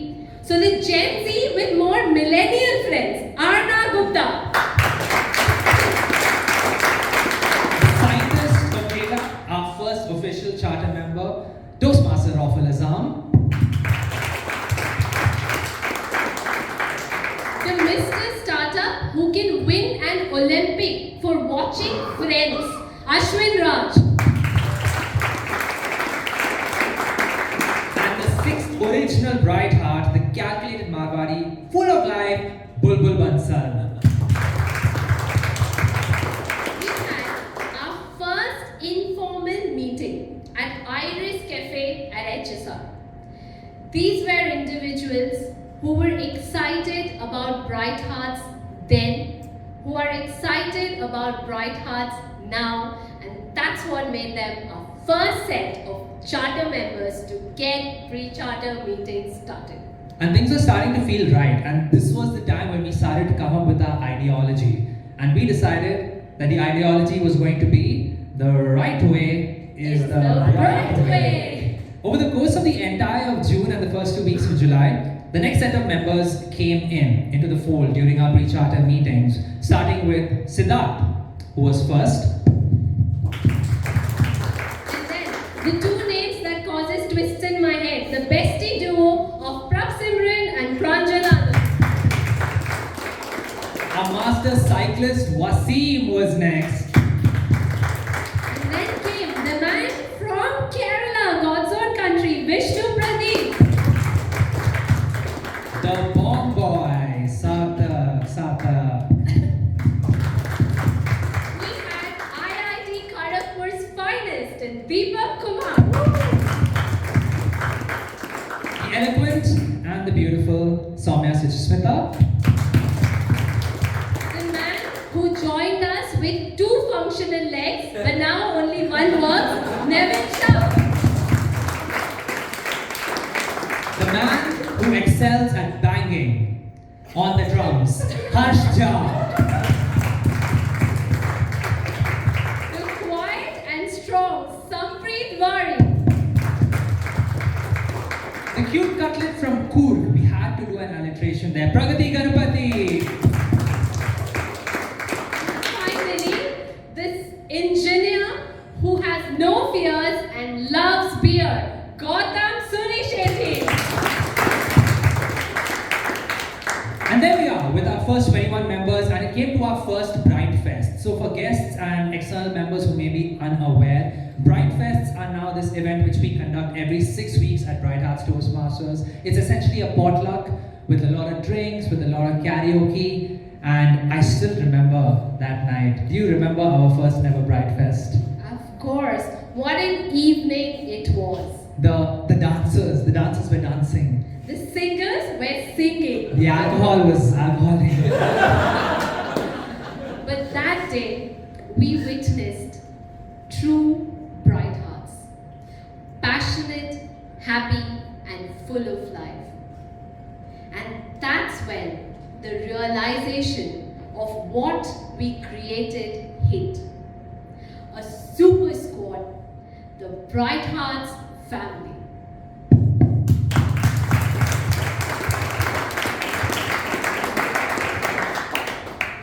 That brings us to today, to day 1, and to our core ideology of the right way is the bright way.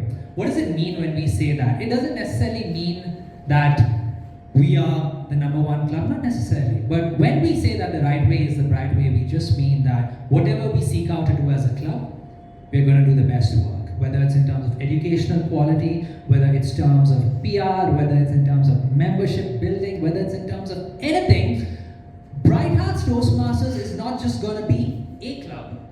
It is going to be the club.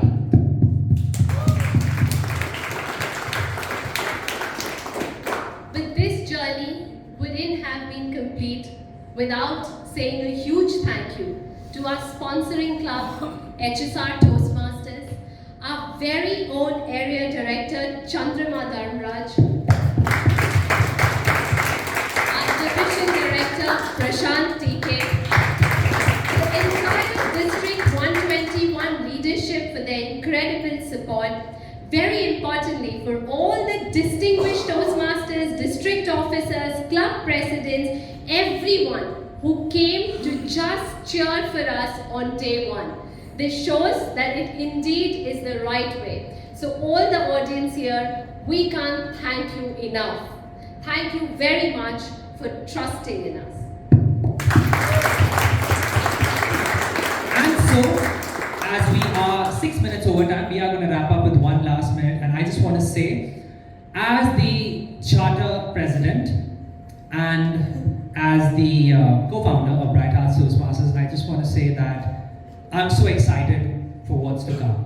Because honestly, all jokes aside, and I tell Arundhati this all the time, never in my wildest dreams could I have asked for the most perfect set of 19 charter members. So to each of you, the chosen 19, thank you so much. It's going to be an amazing ride, and the best thing about this entire journey, the cherry on top of that cake, is that I get to do it side by side with one of the best women that I know in this fraternity, Arundhati Basu.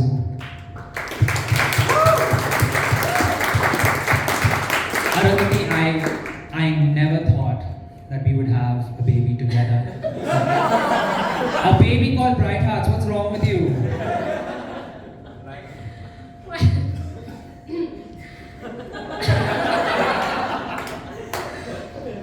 Well, as one of the co-founders, the charter vice president, education of Bright Hearts, the only thing I'd say is I'll give it all it takes to make Bright Hearts one of the finest clubs in this fraternity. Not because there's a competition, but simply because it is our way of paying forward to these incredible 19 individuals who showed trust in an initiative that didn't exist 2 months back, and today is a reality. I can only say thank you very much for doing what you've done, but this club is as much yours as is Akshay and I, and we know together we'll make it the brightest club of District 121. And finally, to this man beside me, I can only say thank you for sharing his dream of chartering a Toastmaster club with me, and I am so ready in nurturing this baby called Bright Hearts Toastmasters. Thank you so much.